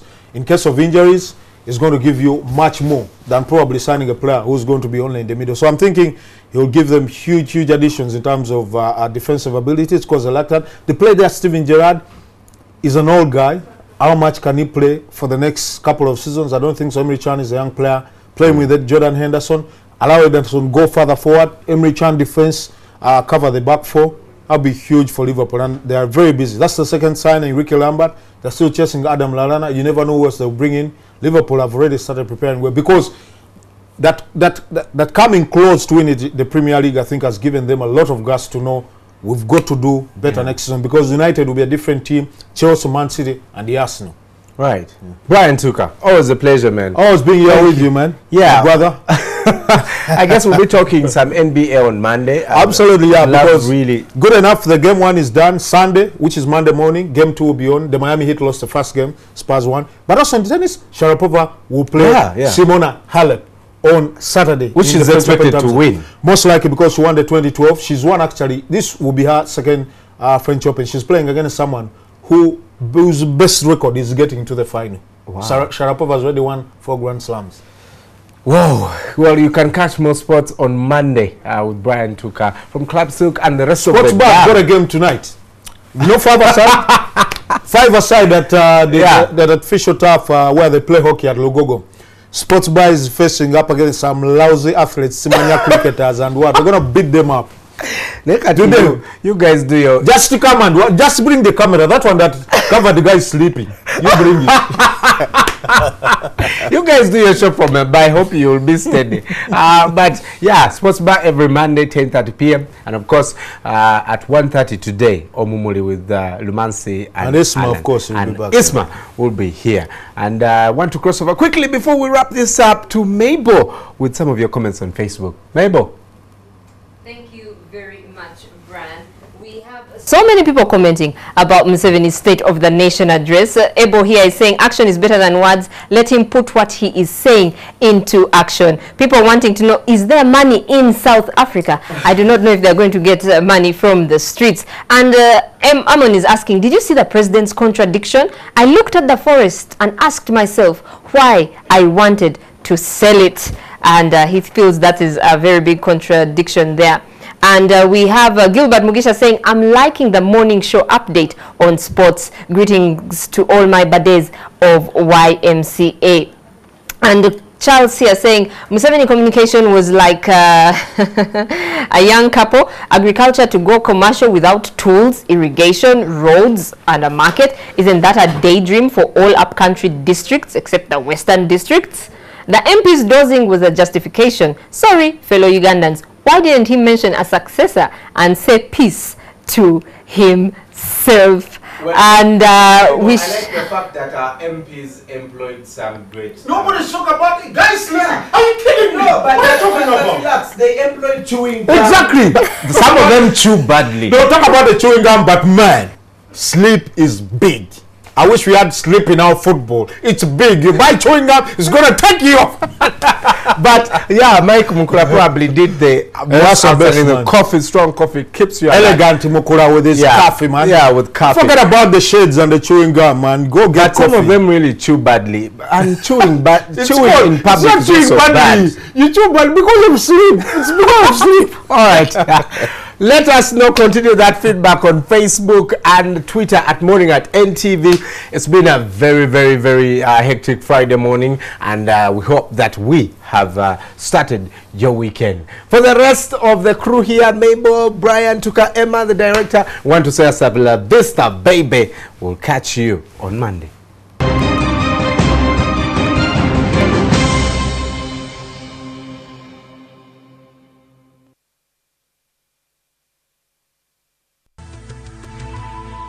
NTV, turning on your world.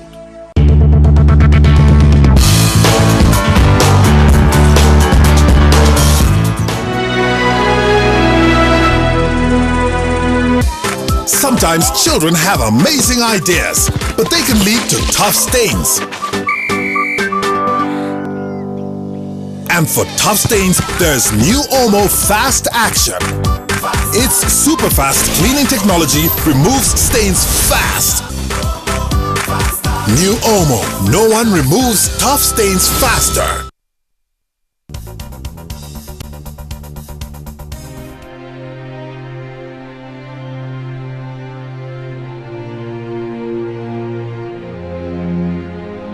A tale of two families.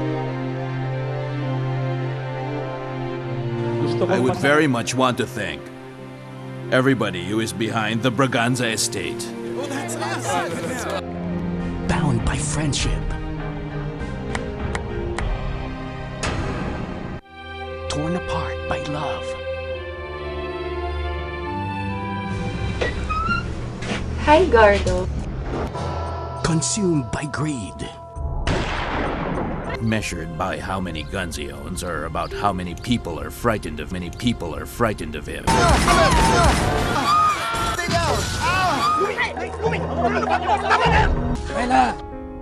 An epic retelling of the most successful Philippine drama series of all time.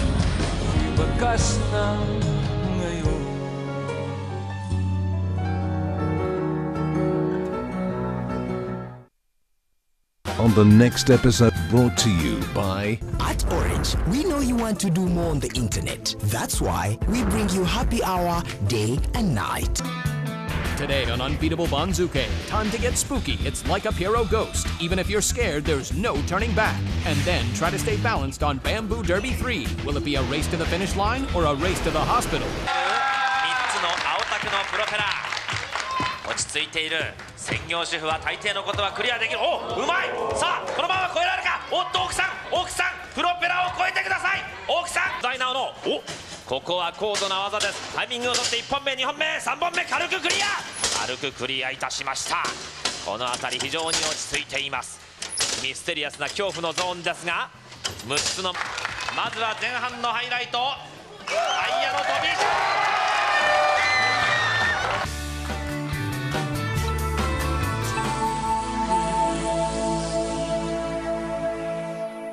You can download movies at the lowest prices another fast from Orange. Dial *133# to buy a data bundle. Happy hour changes with Orange. Today changes with Orange.